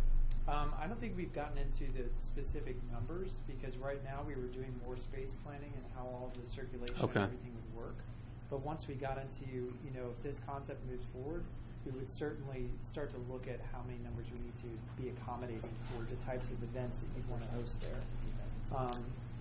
If I could back up just a second, though, I just wanted to point out you'll see on the top side of that amphitheater, there's a building there, and it's labeled, I think, restroom in one of the other slides. But the pedestrian bridge for pedestrians and bicyclists, it is already planned and integrated into this, so that we continue to have it as a part of the conversation with any of the grant funds. So that restroom building and that whole area right there on one side could be a meetup spot for local bike groups and local folks that are going out for a walk or something like that. So we've already been starting to think about those different nodes there, and so that was special attention to make sure that the bridge, and there's a reason behind all of it. Excellent. Well, you guys got all the answers. We're trying. You're good. One more question. I'm sorry, Mr. Resendez. One more question. The one thing I would like to see personally is an area to go fishing, because our community would really love a place to go to, and a lot of people on the west side of town, I get that request all the time. If that's possible, we have water we're trying to get rid of, so it's kind of works out in our favor there. So, Councilmember Resendez. Where are we at with the community part of the park, and as far as the phases go? In terms of community outreach? No, you know the one section right there that has the tennis courts, the splash pads, the picnic areas? Where are we at with that as far as the phases go? So phase one will be, and then what's the cost differential between doing the softball park first and then the community aspect of the park? Because I'm more interested in seeing a couple of things. Most importantly, safe access to the park for that side of town. Number two, I preferably would rather see the community aspect get built out before the softball part of the park, just because we need more local investment and more local buy-in. I think the softball park is going to be people coming from outside of town, is my understanding of it. But I'd like to see, two things, like I said, safe passage to the park and the community part built out first. So where are we at with that? Absolutely. I totally understand what you're asking. So what we were doing is, I believe that's going to be one of the next phases, if not the next phase behind phase one. But again, the idea was taking advantage of that existing parking lot and expanding that, and then providing some of these first two fields that could be revenue generators. While at the same time, I think there would be other areas that can still be used for passive activity. So it's not like the entire park would be shut off for some passive use. There would still be some of that if there was an event going on. But we thought that it made sense for this first part to be something that was built that would start to actively generate funds. But we can also look into, other options for, sort of that plaza space we talked about, if there were pavilions and things that might be rentable for birthdays and different things like that. So we've got some ideas. This is just how we presented it right now for this first grant, to make sure that we can secure funding and have the same story moving forward. But, your point is well taken. If I can ride their coattails for just a second, Councilman Resendez, is one of the things I think that we also should always keep in mind is that I know when we're talking about softball fields, we like to talk about tournaments and bringing people in. But one of the things that I want you folks to realize is that we have 70 softball teams that play here on a regular basis that we struggle with for fields. So, having a couple of softball fields really for our recreation programs is definitely needed as well. So. Absolutely. What was that number again? 70? We have 70 teams for during the 3 leagues. 70. Yeah. Did the high school build one when they built their new fields out there? Yeah. They have one as well? Yeah, the varsity softball, they have a softball field and they're using their existing baseball field still. Okay. And then I don't know if we're even there yet, but when we get down to the design or the concept of it, I'd love to see a lot more public art and culture, that type of thing in the park. So I'm not sure if that was ever brought up, but if there's opportunities for it, I'd love to see some public art pieces, murals, that type of thing at the park. We talked about that during our interview. We've done extensive public art integration into some of the projects that we've worked on down in San Diego area, and that's been awesome. Depending on the local artists that you work with, we've brought in integrated elementary school students, high school students, so that's actually been a part of their curriculum. It's something that they have installed and they can, sort of grow up with in the community. So I agree, it brings so much value.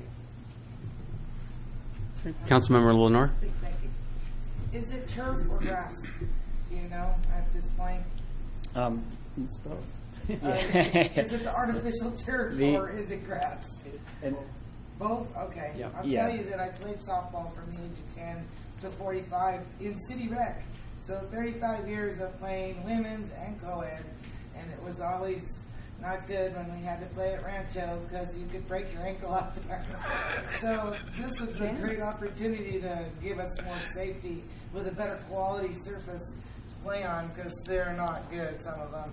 That Spark's done a really good job more in the later years, but I was just curious if we would have more safety factor in artificial or well-manicured, well-maintained field. Obviously, that's how it's going to be, but Yeah, that would be a great improvement for the softball. And this is baseball country, folks. I spent my 10 years out at Little League to Babe Ruth, and they're serious about baseball here.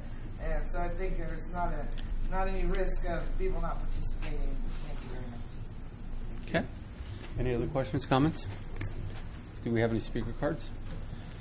Yes, Robin Pollard.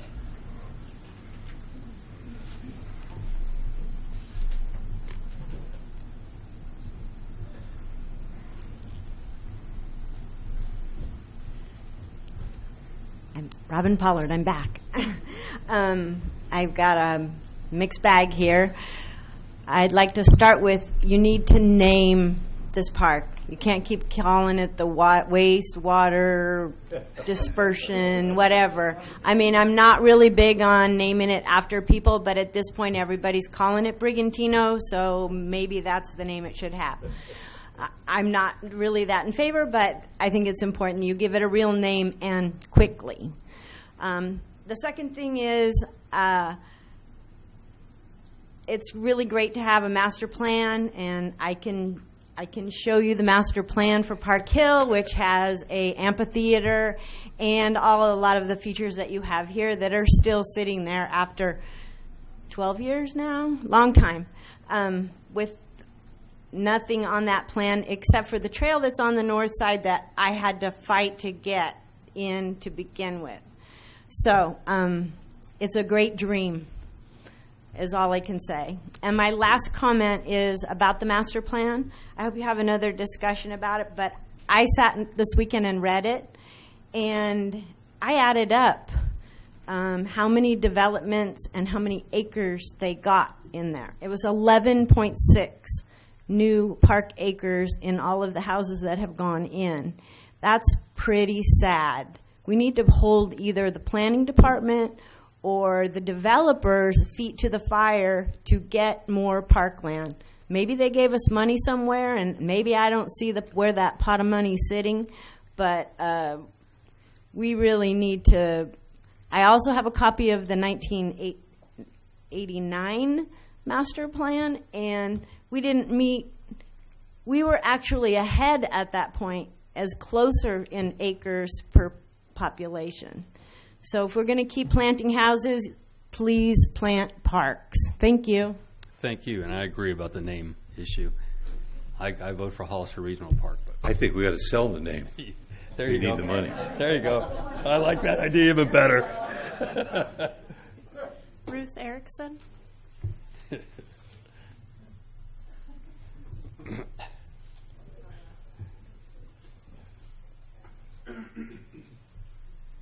Ruth Erickson, Hollister.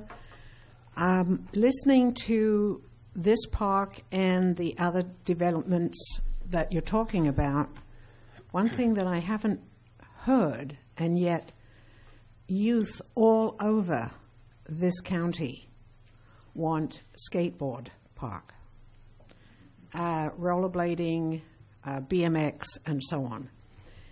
If you don't put them in the parks, you're going to have them all over town doing what they do now, because there is only one place they can go, and that's a vet's park. And unfortunately, it's really not big enough for the kids that want to go, plus the people on the other side of town can't get there. So I know that other areas, other cities and counties have big areas where they have such facilities. And of course, skateboarding is in the Olympic Games anyway, so we should be promoting some of this. It's not just baseball and football and soccer, which you're talking about people having to rent the space. Kids want a place to go where they don't have to pay. They don't have the money to pay. And I know that there are accidents, but you have to put a sign that says you're skating or you're skateboarding at your own risk, because you're not going to be able to sit there and put everybody in helmets and knee pads and elbow pads and all the rest of it. What do other communities do? How do they get this going? Because if you don't do it, they're going to be all over the place on every sidewalk, everywhere. Thank you. Thank you. Layla Sadagian.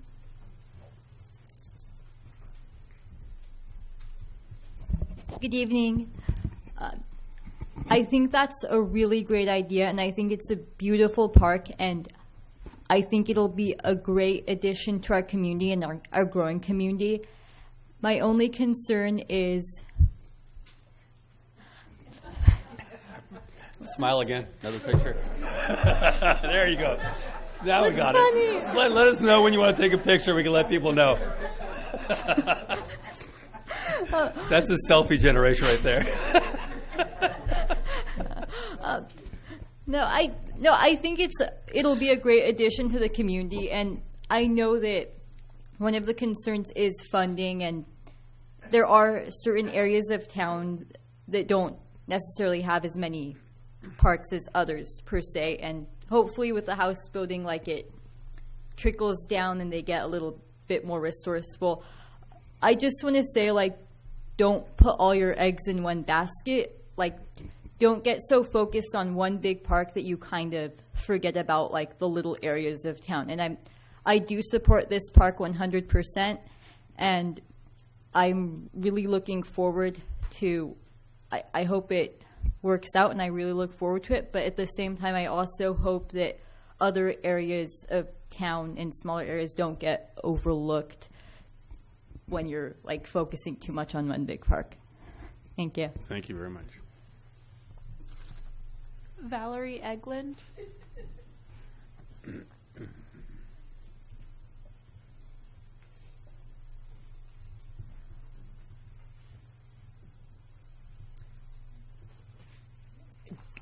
Good evening. I'm Valerie Eglund, Reach San Benito Parks Foundation. Do you want to pose for the camera first? No.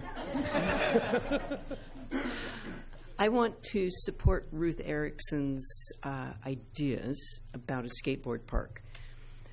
And I also agree with the young lady's advocacy for not focusing so much on this park without really emphasizing the neighborhood parks, that they're not pocket parks and that they are viable for real, like having a picnic, family stuff.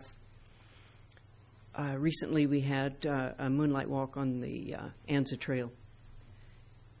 Families, young families like crazy, walking that trail. And we purposely made it at a time when it would be family friendly, even though it was in the middle of the week.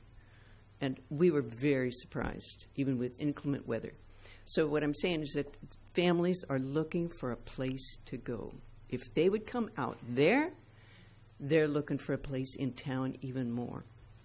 So the skateboard park thing. I have a grandson, 17 years old, who has skated for years now, and he's always looking for a decent place to go. Now, we live between Aromas and San Juan, so it's transportation no matter what. Watsonville has a beautiful park, and it's well used. Gilroy has a semi-beautiful park. San Jose has a fantastic park. Down by Dennis the Menace in Monterey, they've got a pretty good park. And so it's a no-brainer. We really need one here. Like Ruth said, it's going to be in the Olympics, and we need to emphasize the fact that as an individual, you can have a sport and support yourself. You can get someplace, you can do the job, you can be self-motivated, and you don't have to rally a team. So that's why those individual sports are really important. So that's where I weigh in. Thank you. There are no more speakers. All right. Any other comments or questions from council? Just one quick comment is thank you for addressing skating. I think that's super cool. Anyway, and I did want to just mention that there is a small skate spot over at McCarthy, a new one that's going in over there. So we have addressed a little bit. We're trying to spread them out throughout town. So, And thank you for mentioning BMX. I'm all for that. All right, is there a motion for this item? I'll move that we adopt resolution number 2019-65. Okay, there's a motion. Is there a second? Second. Motion second. All in favor? Aye. Thank you very much. We'd like direction to bring this back with the resolution for adoption, but I'd like to clarify we wanted more information on budgeting. There will be a correction to the TAR, reference to TAR, revision to the language regarding public art with the Arts Council. Could we get direction on the ratio of 5 acres per 1,000 or 7 acres per 1,000? I like What's the difference in maintenance cost is my question. well, again, what you're going to get is new development. You're going to probably require them to have 7 acres per 1,000 residents, and that fee is usually getting built into CFDs, et cetera. So, But the city's cost to maintain a 5-acre park versus a 7-acre park. there's probably not much different if it's in the same location. Yeah. Because travel time is usually the worst part. But there is overall, if the council decides that their priority is to spend money on purchasing parkland, et cetera, to try to make up their existing deficiencies, there's going to be a cost associated with the maintenance of that. I'd like to bring something up on as long as that subject's on the table. First of all, we just recently approved impact fees for 5, if I'm not mistaken. Either we approved them or we took the. You reviewed them. Oh, we reviewed them. We didn't approve. For fire, though. No, for 5 acres. 5 acres. Correct. We recently, and if we're talking, it really makes a big difference. As you pointed out, legally, we cannot make up deficiencies with new impact fees. That's strictly illegal. It's called out that way. So what we're really looking at is what's the cost to the general fund of making up the difference between getting from 2.1 to 5 and getting from 2.1 to 7. And I think we ought to look at those numbers before we adopt the number. I think this master plan was written with 5 in it. I have no offhand objection to 7. I would just like to know what the numbers is. That's why I want to look at the budgeting. I think budgeting is important. Look, we can pie, as someone said, or if I may use your terminology, we can pie in the sky this forever and say 7 or I'm not making fun of it, or 8 or whatever number it is. The question is what is doable given our big restraint, and our big restraint is always resources, budget, money. That's our big restraint. I would rather have us do what is doable than try to do what's not doable, because then what we do is we tend to get bogged down. I have no objection against looking at it. I would like to see the budget numbers before we change anything. Okay. That's my personal opinion. Councilmember Sendis. This is my sorry. Just for the sake of time, can't we just bring it back with the numbers and then we can decide at that time? And could we also have direction to put the concept plan for the wastewater water reclamation facility into the draft plan? Replace the one that's in the draft, the one that you reviewed tonight? This one here. Right. Yeah. Okay. So, just real quick, just food for thought as you leave tonight. So, assuming you have 36,000 people and you're doing a 5 or 7 acres per 1,000, you need 252 acres. You have 86 right now, so you're at a difference of 166 acres. That's your deficiency right now. It's quite a bit. Just food for thought. Councilmember Lenore. Doesn't the facilities, the public facilities impact really go off of 5 acres? 5 when you stated the draft fee for the parks, that was based on 5 acres per 1,000 residents. So that impact fee will change. Yes, your impact fees are based on your master plans. Right. So whatever the council adopts as their master plan numbers, the fees would be adjusted to comply with whatever you're doing. Yeah. Park fees may be higher than. It would be higher. Yes. Councilmember Sanders. regardless of the fact we're already in the zero, we're already in the negative. We've got to make that up regardless. Am I incorrect by assuming that? So what does it matter, because we're looking at future development anyhow if the number is 7 or if we move forward with 5? Does it really matter? From a budget perspective, It probably does from yeah. a budget perspective, but you guys are setting policy. This is exactly what you're doing. So feel free to set policy. So, So, I'll go back to what I originally said. Every great community has great parks, and it would be great to eventually have a system where it connects together and our community can enjoy the lives they're living here. So we can go to 7 and eventually make that work. I know it might be a struggle up front, but if that's our vision for the future, we won't have to go back to, like, why don't we have parks? Why don't we have this? Why don't we have that? Let's have a community so when they do come, visitors do come to visit us, they go home saying, why don't we have what they have? And our residents will be happy and proud of their community. So I think it's a great idea to move it to 7, and let's figure out how to work it. And it's part of the planning process. And money. And money. It's always money. Look, everything comes down to money.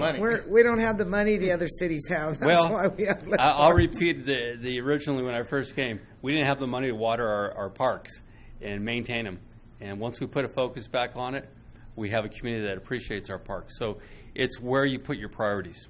It's really as simple as that. Mr. Mayor. Are we looking? Hang on for a second. Are we looking for any other input on these plans, or are we going to work on some ideas later on, or what was on this Well, they're going to regional bring park? this back. well, I think we're looking for a recommendation to incorporate that into the draft Okay, park master plan. As I said earlier, I'd like to see an area where people can go, small lake, and go fishing. Again, our residents really love that. I like the idea of the skate park and a BMX park. I don't know if we need the other big fields there, but how do you incorporate all that and make that work? Because I can tell you there'd be a lot of kids crossing that bridge to go fishing, and a lot of fathers and mothers going with them. So I think it's a big part of our community. That's a whole Mr. discussion. Mayor, thank you. Vice Mayor Richard? Thank you. Look, I think we ought to take to heart what was said by one of the interested parties from the public. I think it's really important to say we've done a lot of master planning, and basically we're not getting there because of the lack of resources. I'm not rejecting 7 out of hand. I'm not rejecting any number out of hand. I would just like to see how far of a stretch it is to be there. In other words, the master plan that we have in front of us that we're about to have a motion on or approve, I hope approve because I like it, it's got an enormous amount of resource requirements coming out of it. I just want to see how big the difference is, because at some point in time, you can reach for the sky, but you have to. It's called stretch goals. It's not called never get there goals. And I think stretch goals are important. You don't want to reach here, you want to reach there, but you also want to make it something you can do. I think that's very important. I think it's important we deliver something to the community, not that goes beyond a plan. And to do that, we have to have some idea of what the resources requirements are, prioritize how we're going to spend them, because we're not going to have enough. Everybody knows that. And so we give a realistic view to the public. We say, here's our priorities. Yes, we're stretching a bit, but it should be something we can reach. I want to see the numbers. I think it's very important. That's why I asked for them in the first place. We will have the numbers. Okay. Any other comments from anyone? All right. Thank you. Does that give you direction? Thank you. So yes, Mary, include it into the overall plan. Okay? Whatever it's going to be in the overall plan. Okay, why don't we go ahead and take a 5-minute break? It's 8:30.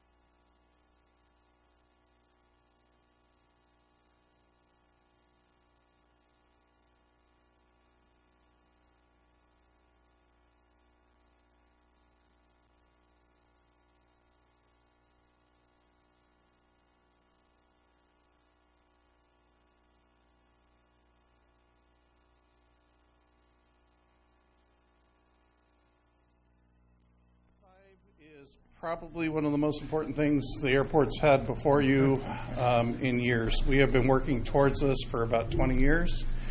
And what you have the opportunity tonight is to accept the plans and specifications for the Taxiway K project and instruct me to go ahead and put it out to bid. Taxiway K, as you know, is the parallel taxiway that resolves safety issues out at the airport. It also opens up the CAL FIRE location for CAL FIRE's development. And quite literally, this has been on the books since about 1995. So it's good to finally get to this project. It's funded by a grant from the FAA. 90% of the funding will come from the FAA. We currently are responsible for a 10% match, but we are applying for a 5% match from the state of California. Okay. Any questions from council? Vice Mayor Richmond? What's the 90% worth that they're funding? This is about a $6 million project. $6 million, okay. One question. I did read the 1,000-page contract. I'm not prepared to discuss it at this time. Councilmember Lenore? There's most of the construction in the evening. Is that what I read? The majority of this construction actually will be occurring in the summertime during the day, which is something new for us. We will have to do the tie-ins to the runway at night when we can close the runway due to CAL FIRE operations. Seemed like there was quite a bit of discussion on the night hours, so it's just that part of it? We just talk about it a lot so they don't mess it up. Okay. And you're going to have 4 sweepers out there on the location for clean, clean, clean. I understand it can't be anything on anywhere. That is correct. So that was pretty impressive. That's probably a great idea. I thought the contract was really very comprehensive, and I read a lot of it, but certainly not all of it. That's a lot of engineering stats and everything, but the beginning part seems like you have all the bases covered, and I know that you'll do a good job with that project, Mike. Thank you, Carol. Thank you. The only question I have is make sure that we're ensuring that the problems we had last time around do not happen again. Oh, yeah. And everybody's clear up front that it's not acceptable, will not be an excuse. And what was that, if I could ask? There were some construction deficiencies with the first phase of the runway project. Okay.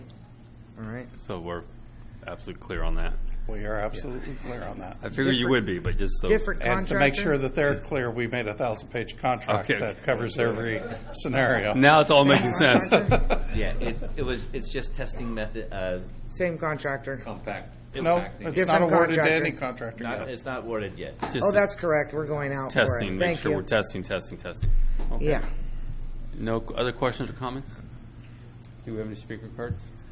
There are no speaker cards. Okay, is there a motion? I move that we adopt Resolution 2019-66, approving the plans and specifications for the Taxiway K project and directing staff to receive sealed bids. Okay, there's a motion. Is there a second? Second. You guys are all over it tonight.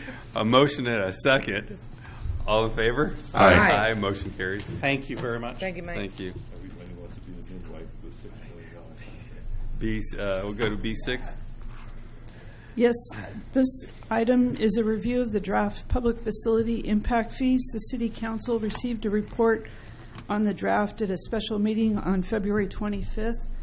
Staff was directed to review options for more residential categories for the impact fees, for one-bedroom units and for seniors, to provide more information on the basis for the reduction of the sewer impact fee that was in the draft presented on February 25th, to include evaluation of the potential constraints to the provision of affordable housing from the California Department of Housing and Community Development building blocks, constraints, fees, and exactions. We consulted with our consultant, Wildown Financial, and in the draft report this evening, there is a new residential category for a one-bedroom unit. We asked them about whether or not we could also parse it down to two-bedroom. They said that the census data that we have doesn't enable us to do that. So there's a table. Could you put, Nova, can you put on that we have that compares the existing fee for a studio. We do in our traffic impact fee schedule. This is hard to read, I understand. There's, for a studio, the fee could be just about $793 higher with the draft update. If it's with the new one-bedroom category, presuming it's a 600 square foot unit, with the draft fee update, again, for a one-bedroom unit, the fee would increase by about $793.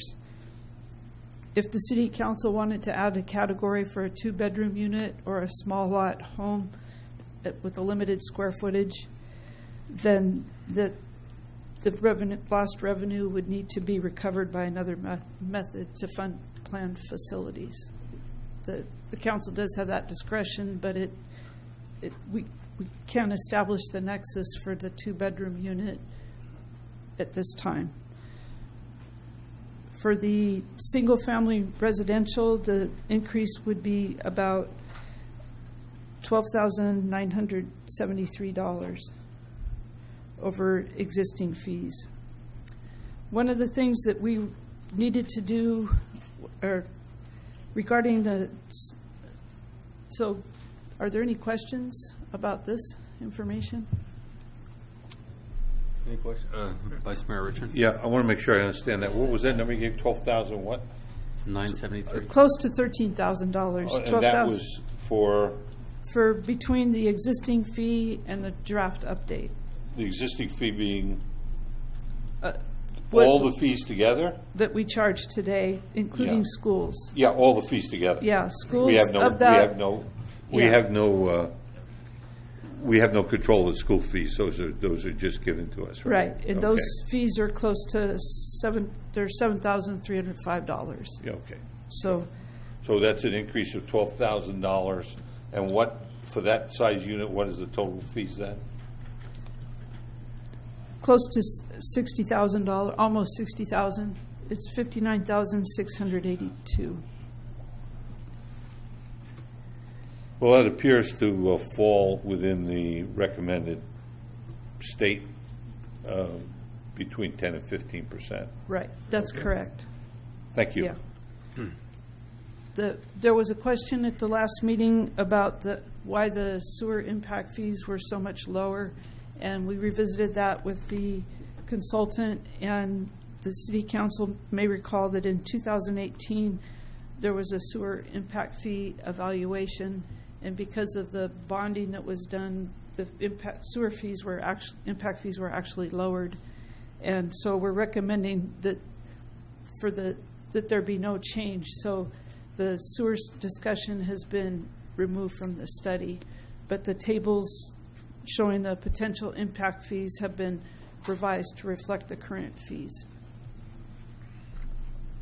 Regarding the California Department of Housing and Community Development, they have a report they call Building Blocks, and it's something that's used as a guide when you're preparing an update to a housing element.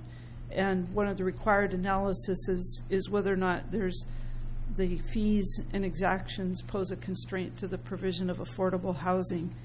So we went through the questions from their website, and they're in your report. I can present the information, but essentially one of the things they want to be examined is what's the difference in the impact fees over the last 5 years and 10 years compared to the proposed update.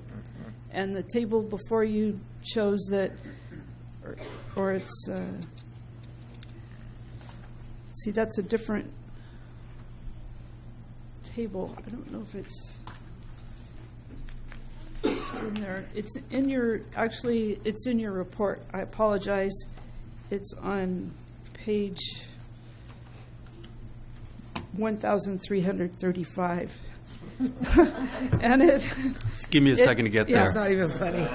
It compares the impact fees from the fiscal year 2009-10 to fiscal year 2014-15 to 2018-19, and then the update. the bottom line is the increase is pretty modest over the last 10 years. It would be about $4,246. And then the net change over the last 5 years is significantly higher at $17,630. But the staff report explains that during the period in 2014-15, the traffic impact fees had been significantly reduced. The Highway 25 widening had been taken off of the fee schedule. Also, widening Union Road, that was added back in 2000 with the traffic fee, impact fee update. I think that was around 2016. So that's the primary reason that the net change was so big for that 5-year period. One of the factors that the Department of Finance asked that we check, and Councilmember Richmond touched on this, is what percentage of the mean value of a home do those impact fees represent? And it would be 11%, which is well within the range between, I believe it's 10 and 15%. The report also explains that we still are generating affordable housing with the impact fees that we have in place. There's 2 Chispa projects. One was 38 units, the other was 40, and then soon to be, there's the Vista de Oro 80 affordable farm worker housing units that were constructed by a for-profit developer with tax credits. We're also required to compare our impact fees with neighboring jurisdictions near us. We compared our impact fees with the communities of Gilroy, Los Baños, Morgan Hill, and Watsonville. And could you change this? So here, this slide shows a comparison for a single-family home. I think if you look at traffic, it's pretty telling. Hollister's fee is $19,000 for a single-family home. Gilroy's next highest, $11,561, and the other communities that the tops at $3,381. All those communities they're right on the highway. They're on either Highway 1, 101, 152. Those are all considered to be interstate highways. We're in a situation where our Highway 25, Caltrans does not recognize it as an interstate highway. They consider it to be a local highway. So their priority for funding for us is very, very low. So, and that's a big part in those. There's also Highway 156. That's 40% of the traffic impact fee.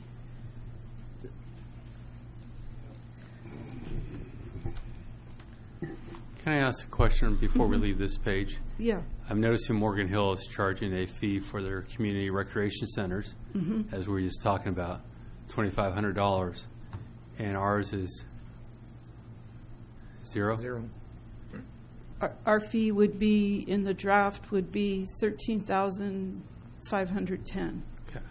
We're making progress. That's correct. Where does it say that at? Community recreation centers. That's the park fees that you're reading, the 13,000, right?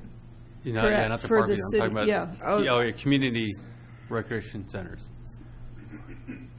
Yeah, let's make sure the we're park fees. Okay, I got let's it. talk apples and apples. I got it now. No, okay. Yeah, we're talking. I see it. He's talking about the one underneath it. No, I the see it park now. fees, which is zero, correct? Correct. But the park fees are much higher. So we also have fees that some of the other jurisdictions don't have, like the jail, juvenile hall, and the report also touches on the fact that the city's the county seat, but we're a bedroom county, and so we don't have the property tax base to support some of these construction for some of these facilities, like some of our neighboring counties, Santa Clara, Monterey, Santa Cruz. The building blocks also ask whether or not the city has explored other means to finance construction of public facilities, and it explains that we've used grants. We've been successful with securing park and recreation grants. There's been grants for equipment for police and fire. There was a $10 million grant for the West Hills water treatment plant.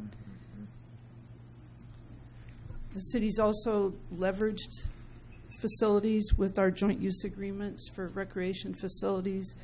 We've also partnered with the Water Resources Association for the programmatic construction of facilities such as the West Hills water treatment facility to assure that we have a sustainable long-term supply of groundwater, and that also we meet our waste discharge requirements at our water reclamation facility.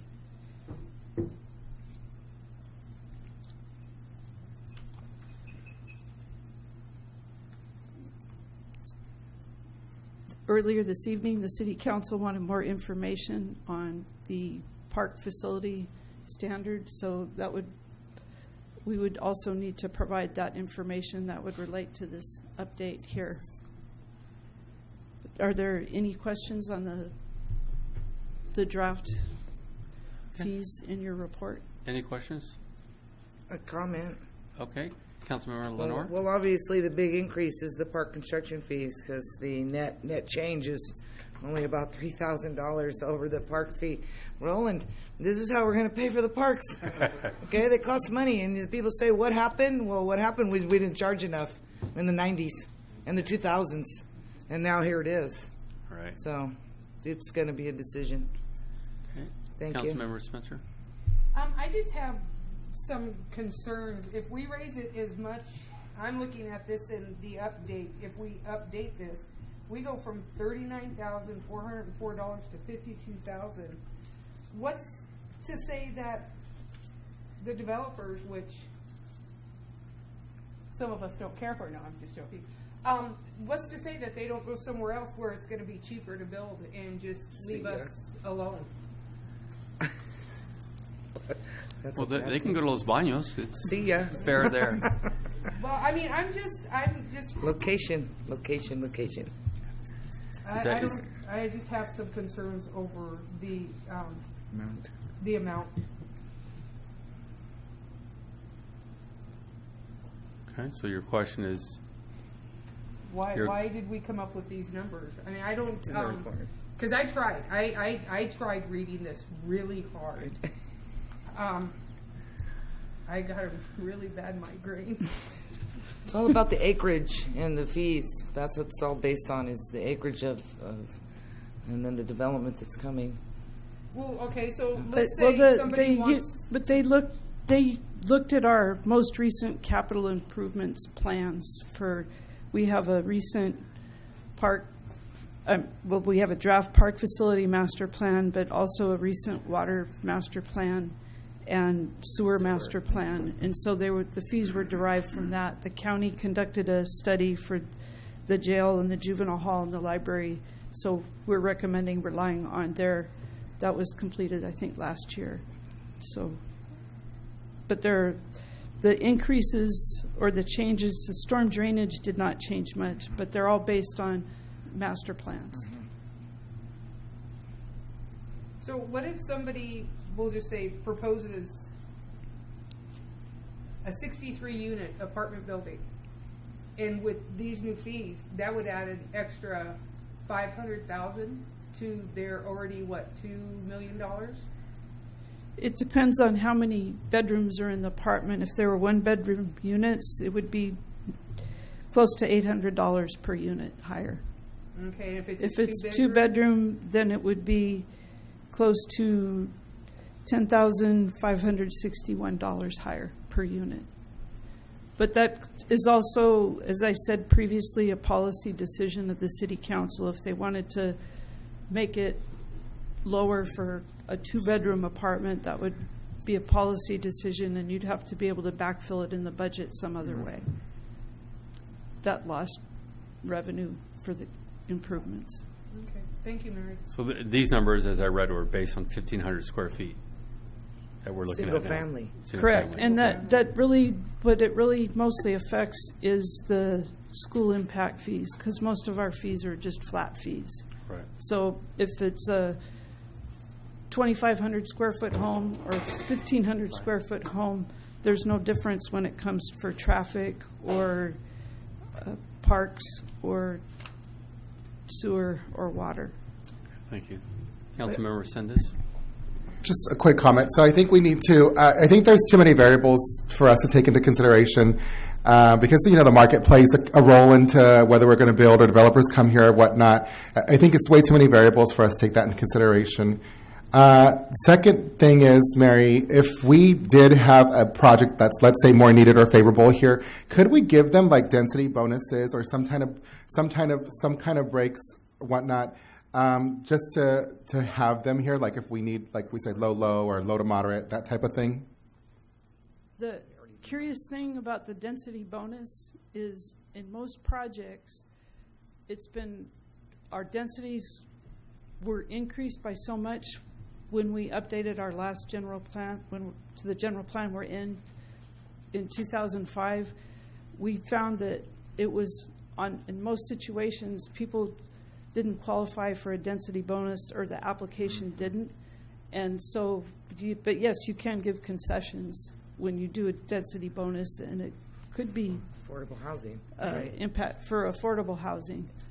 But it can't, I guess it cannot be impact fees. So, Councilmember Lenore?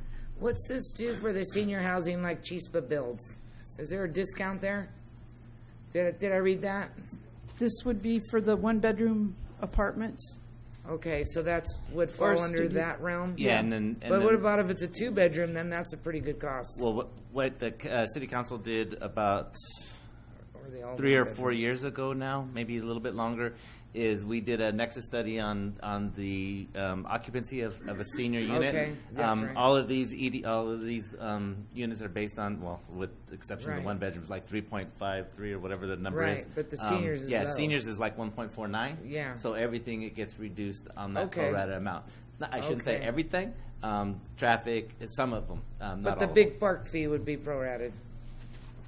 They don't have a very big impact for the parks. You know what? I can't remember And on I know the they have parks. less impact on the traffic. Like water didn't. There's a few that did not, but I can't remember it off the top of my head about Well, parks. we need senior housing, and we don't want to be putting too much roadblocks there. Okay, any other, Vice Mayor Richard? From memory, don't they get a break on the school impact fees, senior housing? I don't think. It doesn't go to zero, but I thought they get a break. Do they get some too? They do get a okay. I think they get a break. Let's talk about the park, which is enormous at $13,000 and change. Now, can the developer reduce that by providing the park facilities themselves? Take that one. Complicated now. Okay. Oh. So Sorry. That's okay. So the Quimby Act, I'll try to keep it real simple. Quimby Act allows developers to contribute or dedicate land to a project that I think what the council's policy should be when we come back with this whole thing is that, but in no case does the developer receive a credit or money back from the city for dedicating more property or construction costs that is greater than the amount of dollars that he would contribute to the park impact fund. So if you owe $1 million in park dedication and construction fee and you build a park that's $1.5 million, the city is not writing the developer check for $500,000. He's met his park criteria, and that park gets dedicated to us. So, But one of the advantages,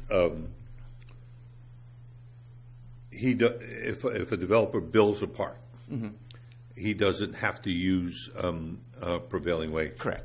And so he has an enormous, for that portion of it, the land is the we land. really appreciate when the developer builds a park. Yeah, if the land is the land. But if the developer builds a park, he can put in a lot of facilities for less money because he's not in prevailing wage.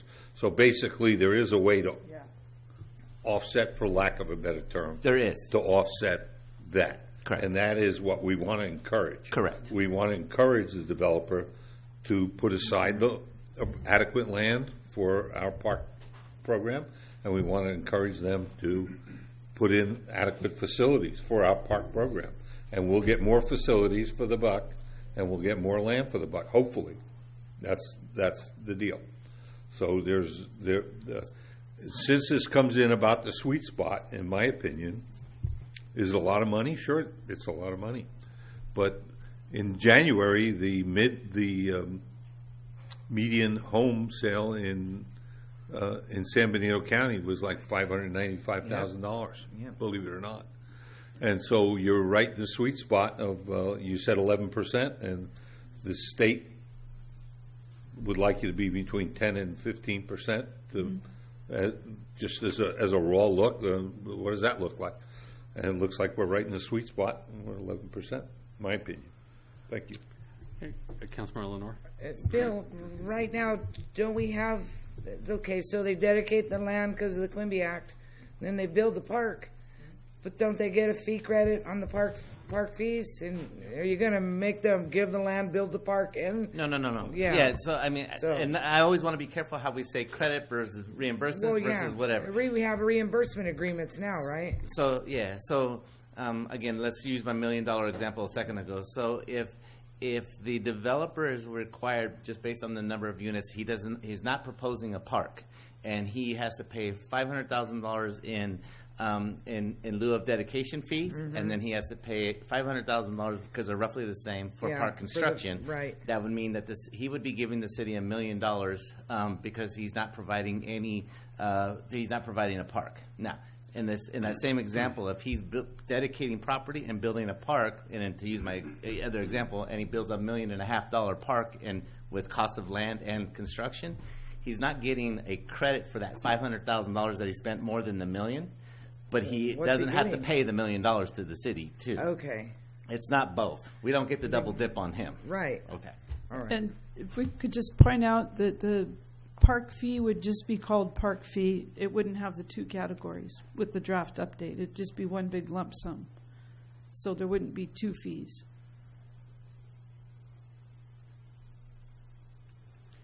Okay. Councilmember Sindus. If they were to pay us rather than to build their own, where does that money, what fund does the money go to? And then how do we ensure that it's allocated or earmarked towards building parks? It goes into our park impact fee fund, and the law dictates that we don't get to spend it on anything else other than that. Just double checking. Thank you. But prevailing wages are killing. So just for clarification, one of the things we implemented was making sure all new developments had to build a park, a pocket park. So what you're saying here is those funds would go towards that. And I thought we were kind of working towards have local pocket parks and then our main parks. Yeah, so the pocket park, I mean, and this is why it's every development is a little bit on case by case basis, so it gets a little bit, and that's why I say it's kind of hard to do that confusing. Just make sure in your minds that the city of Hollister doesn't pay, or it doesn't require a developer to pay in addition to building the pocket park. It's a break-even thing for them. If the pocket park and construction is less than the fees, then they would contribute to our funds over and above the little pocket park. And again, in no case, the policy I want to bring back to you is basically in no case will the city reimburse or give additional money to the construction of a park.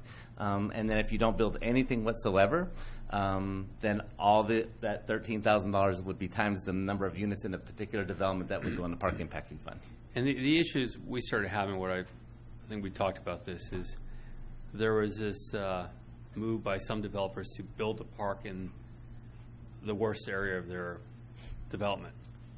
And this was the other problem that was cropping up. It was like, well, we'll just put it at the dead end of the street, and somebody loses control, well, just a few kids.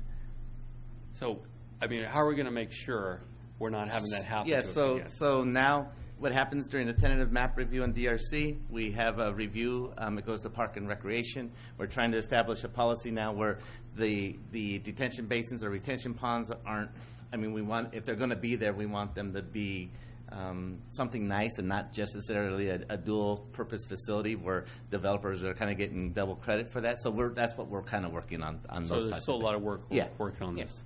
Okay. And that's part of the master plan. Just Okay. So we still have work to do here. Tonight we're just talking about fees. Okay. So- Any other questions?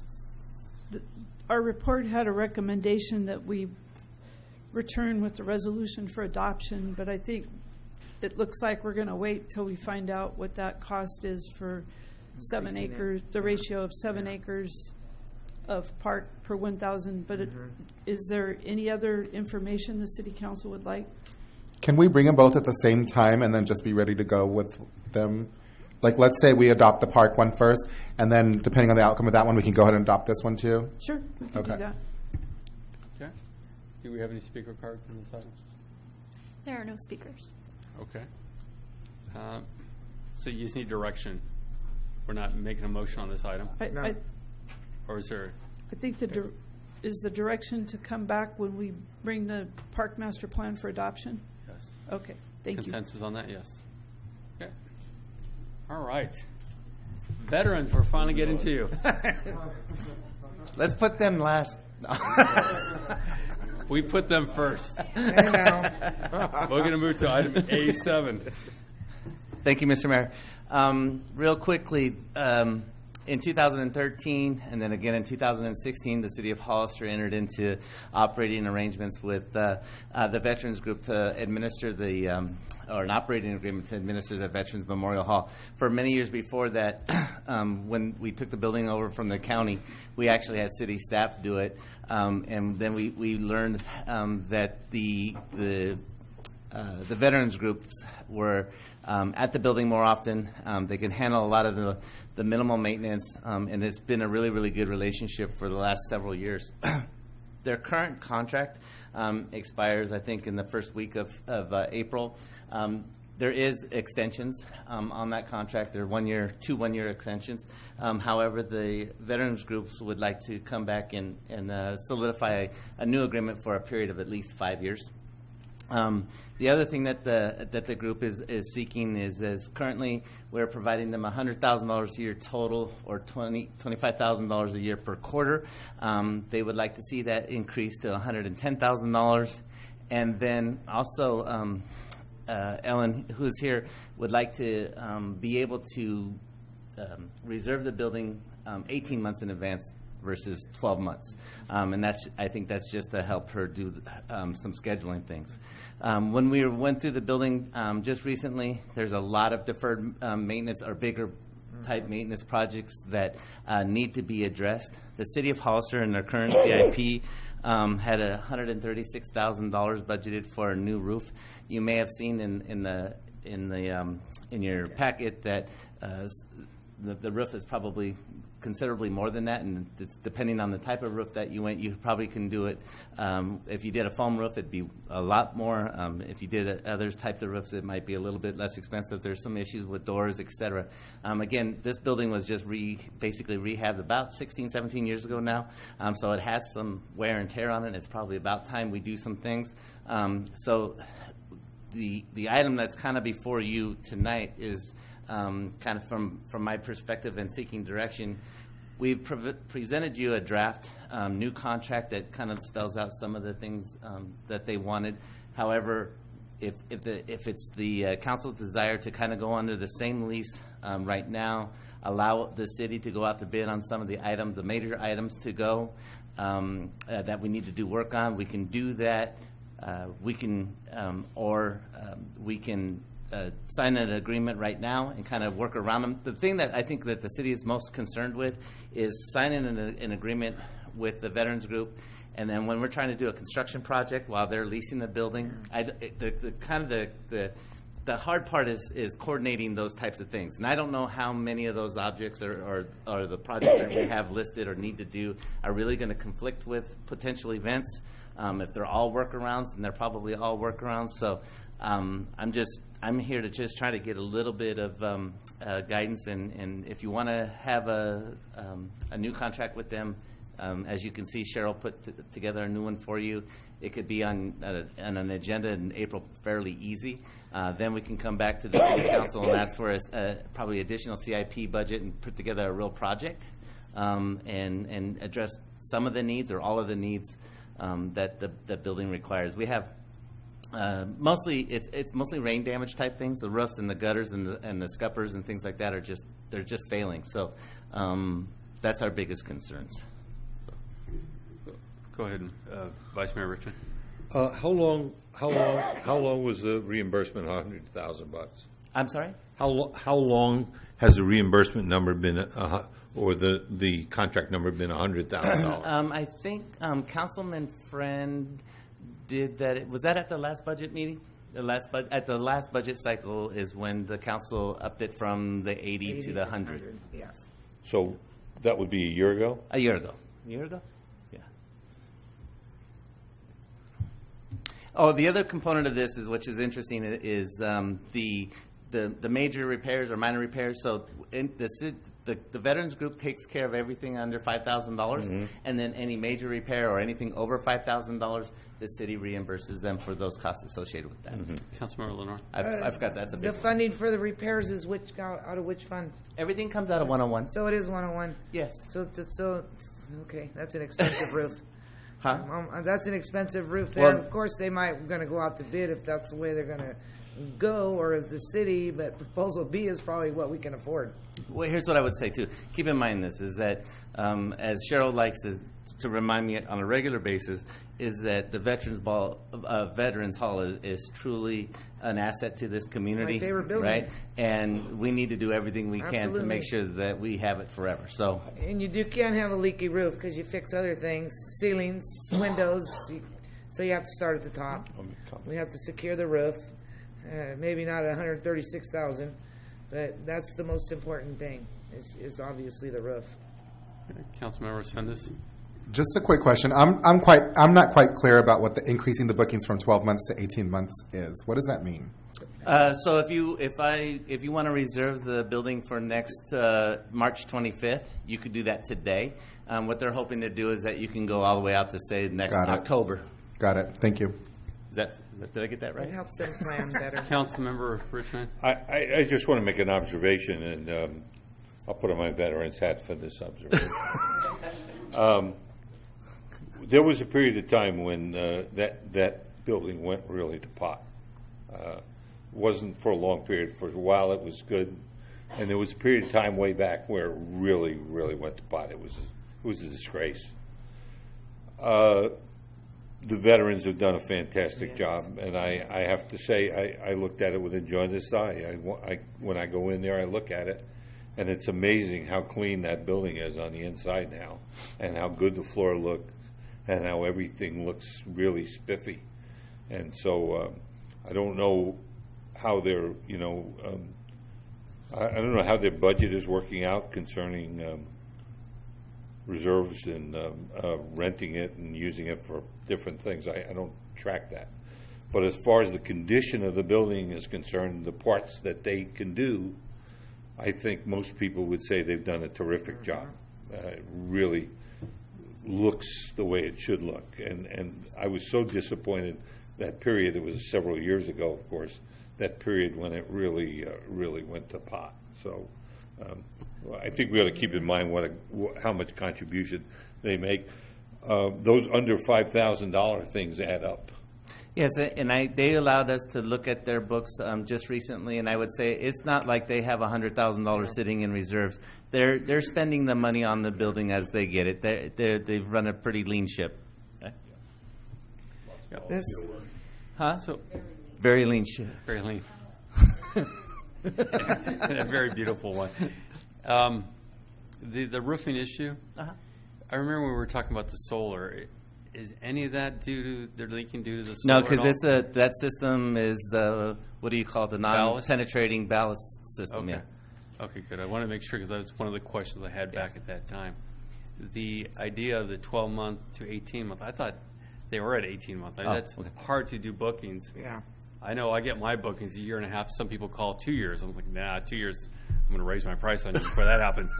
But that's standard year and a half. Okay. So that's very important. As far as the contract, look, when we first started these conversations and we talked about it's their house, and the difference now is they treat it like their house. We treated it like a building, and it's their home. So I would say they proved it. We should be moving more towards a longer-term contract, more like a 10-year contract. They've done exactly as Vice Mayor Richmond says. They brought that thing back to life. It's beautiful, and people come to town, and it's one of the things everybody points out. Okay. Yeah. So let me proud of it. Yeah, let me do this. I will get back with those folks, and we'll talk about doing a 5 or 10 year deal or something in the middle. We'll leave all the other terms and conditions, and then I'll come back to you and ask for probably a little bit more allocation for a CIP project, and we'll put that together and go out to bid and try to fix the roof over the summer so that we don't run into the same problem, and fix anything else that we absolutely need to do. Yeah, I think Councilmember Lenore is correct as far as the B option. They can make the patches they need, and then in 10 years, do complete re-roof, 10 to 15. Sure. Councilmember Lenore? Well, that landscaping has been such a great improvement, and it's such a visual when you're looking at the building. So I really got to thank you for that. I'm not irritated when I drive by now. So I appreciate that, because I think aesthetics is important when you're downtown. But in answer to your question, you know how I was saying recreation would get cut 101, and the parks would get cut 101. This was the other thing that got cut because Vets Building was 101. So that was the problem when we didn't have money in our general fund, that these were the areas that suffered the most.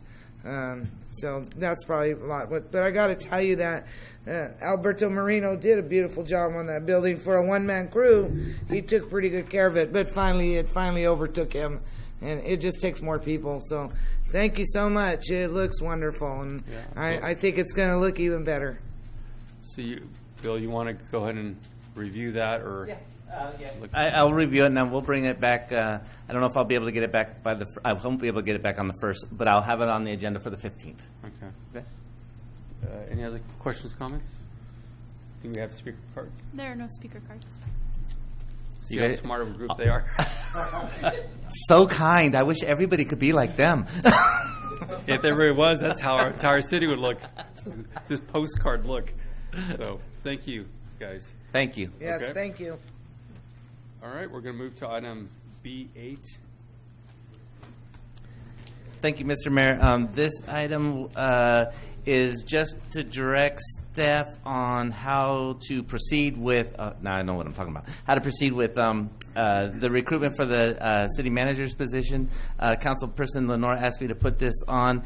I believe it really is pretty much just you have at least two options. The way I see it right now is one, you can direct staff to go out to an RFP for an executive search firm. For instance, somebody like Avery & Associates or Bob Murray.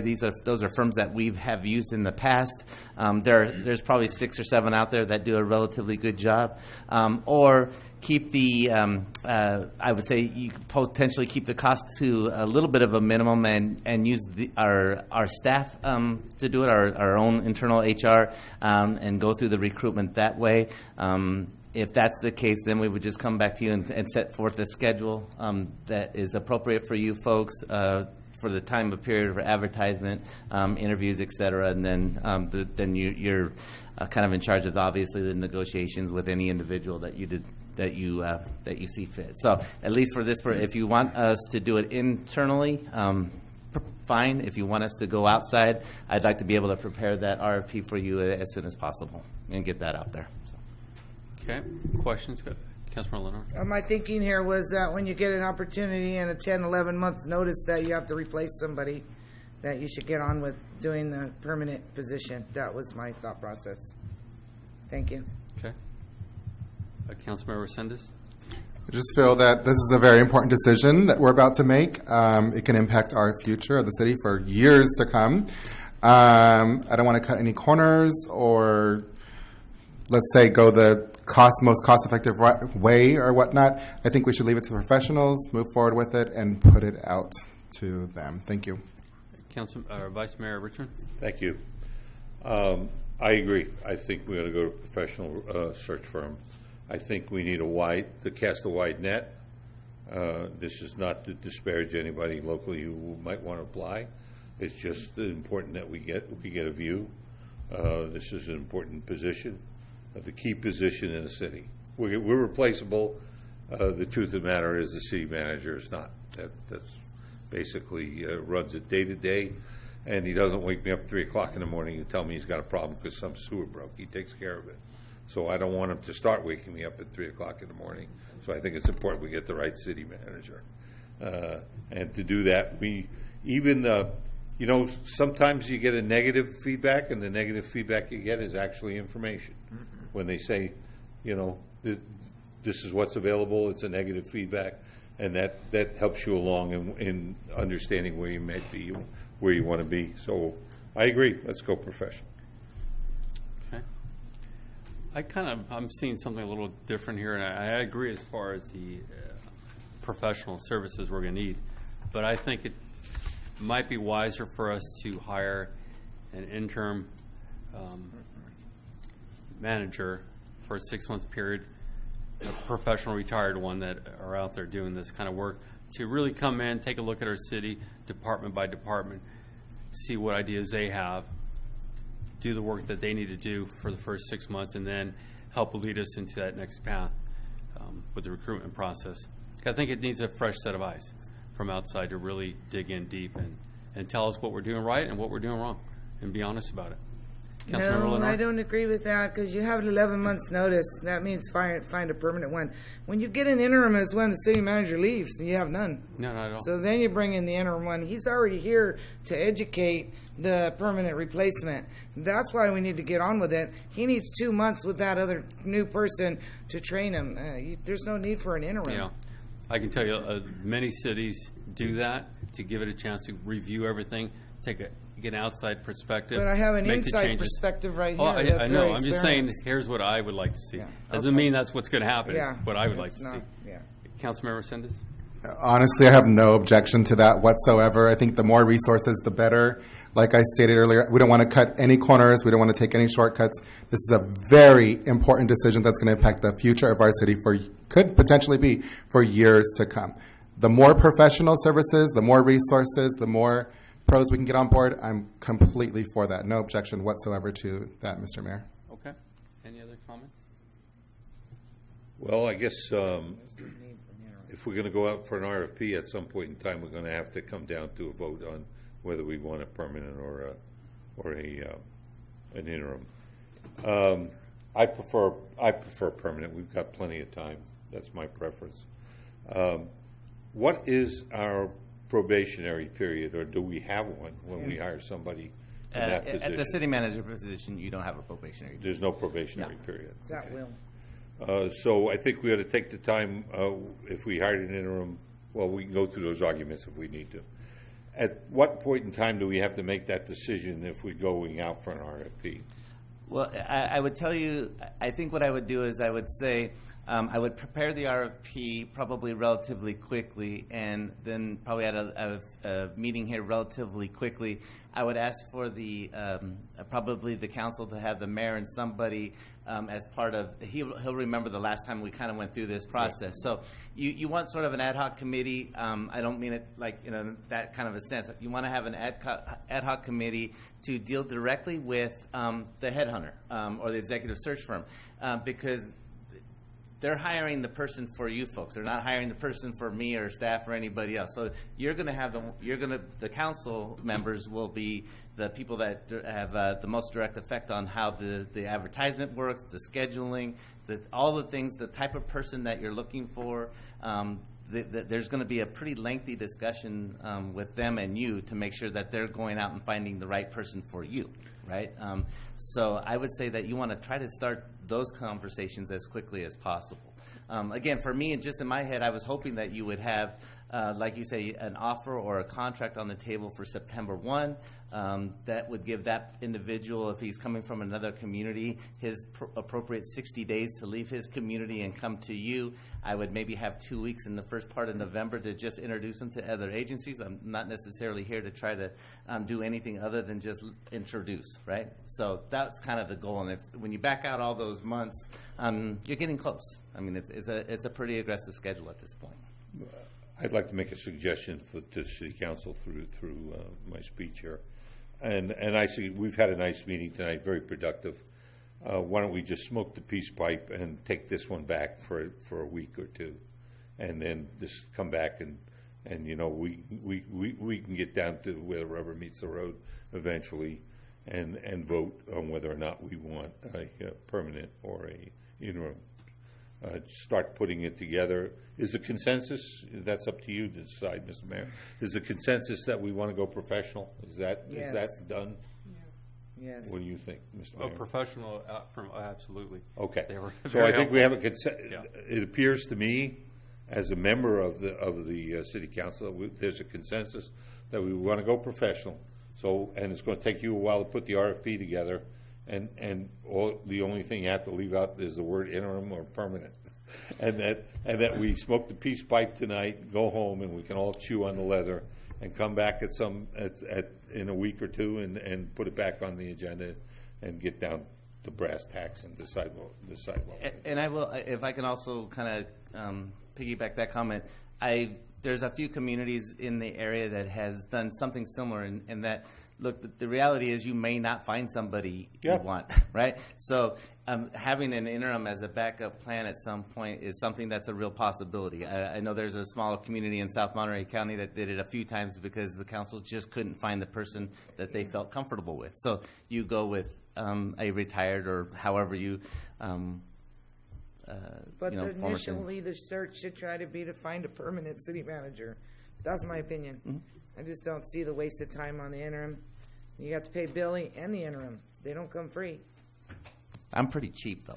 Yeah, you're cheap. I'm going to let you know. Because you're still going to be here, and you're paying two people to do You're not city going to pay managing. too much. Councilmember Sendis. I'm willing to smoke the peace pipe and table that discussion for another date. I do think that the city manager brought up a good point. For the sake of time, I would like for us to agendize the ad hoc committee that you said for the next city council meeting so we can get that ball rolling. Thank you. Just, I can tell you kind of the process we went through last time. It was myself and the vice mayor that worked with the agency, and they brought quite a few names to us, and we narrowed that down. And of that group, who did we wind up with? The best one. That's right. I'm going to be nice today, Bill. So I can tell you. No, I tell you honestly, Bill was way above the other choices, and I was actually pretty shocked that that's all they brought us. And this doesn't mean put Billy down at all, not at all. But if, for an example, if Bill hadn't been here, we would have had to have gone to a second round because the quality just was not there, and I was really surprised by that. So in other words, it's a lot of hard work, and we need to make sure that we're finding somebody that really fits in. So Bill won out fair and square on that one, and so it was an interesting process, and it's a long process. A lot of conversations on this. So, and that's why sometimes you go with the interim to make sure we get the choice that we feel comfortable with, rather than just accepting in the end. So, okay. The peace pipe is being smoked, and we'll move on. Okay. Okay. Do we have any speaker cards? There are no speakers. Okay. We'll move to item B9. Bingo. Thank you, Mr. Mayor. This is just real quick. We had some requests from some council members and staff to prepare some letters to support or oppose various legislation happening at the state level. So you have SB 5, which is basically a method that I would say is allowing additional monies to come back into this communities. I don't want to say it's the rebirth of the redevelopment agencies, but it's getting close to coming to that point at some point. May not work out exactly for the city of Hollister, but it could help other communities in the state of California and be a funding source for affordable housing and whatnot. So I'm hoping that the council will allow us to support SB 5. It's supported by the League of California Cities. AB 797 was brought to me by Council Member Lenore. It was part of her area aging Area on the agency. Agency? I always get tripped up Me too. myself. Yeah, Anyway, AAA. so Agency on area it requires folks that are dealing with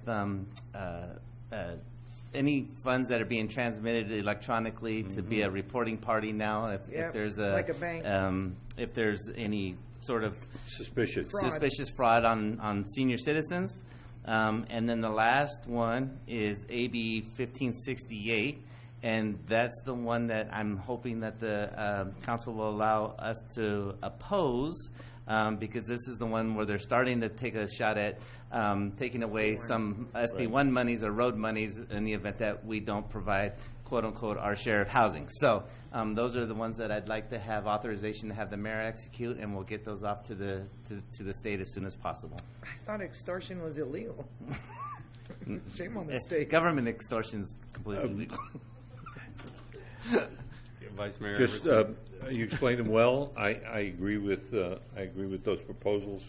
The mini RDA or whatever they're going to call it. The portion I understand. We live in an over socialized world, but let me tell you, this business of scamming the elderly and newer immigrants is outrageous, and they're using these bank transfers and transfers via these cards that you buy, these cash cards. And this would require people who are suspicious about what's going on to report it. And I think that's a good thing, because it's really out of hand. And as far as the other one goes, that's the one I want to make the speech on. It makes no sense to take SB1 money that's supposed to be for road improvement away from people, away from cities that don't meet their housing needs. One of the reasons they don't meet their housing needs is they can't meet their transportation needs. They go hand in glove. If you take SB1 money away, all you do is make it worse. So then they don't meet their housing needs again, and then they lose more transportation money. It's a ridiculous proposal, in my opinion. So I agree with your, and I would support that. Okay, Councilmember Sendes. I fully support it as well. Just curious, where do our other elected officials stand with it as far as the state elected officials? Do you know if they've taken a position on these items, or if they're in support or not in support? I know we're CCing them, we're going to send them letters, but I just would like to know where they're at with this. Okay, I apologize, Councilman. I don't know where they're standing on the, at least, but I will try to find out tomorrow or the next day, and I'll try to get back to you as far as where Anna and Robert stand on these issues. And just for the public of the sake, if we can make it public as well and let them know. Sure. Thank you. What? Put them on there? Yeah. Okay. Yeah.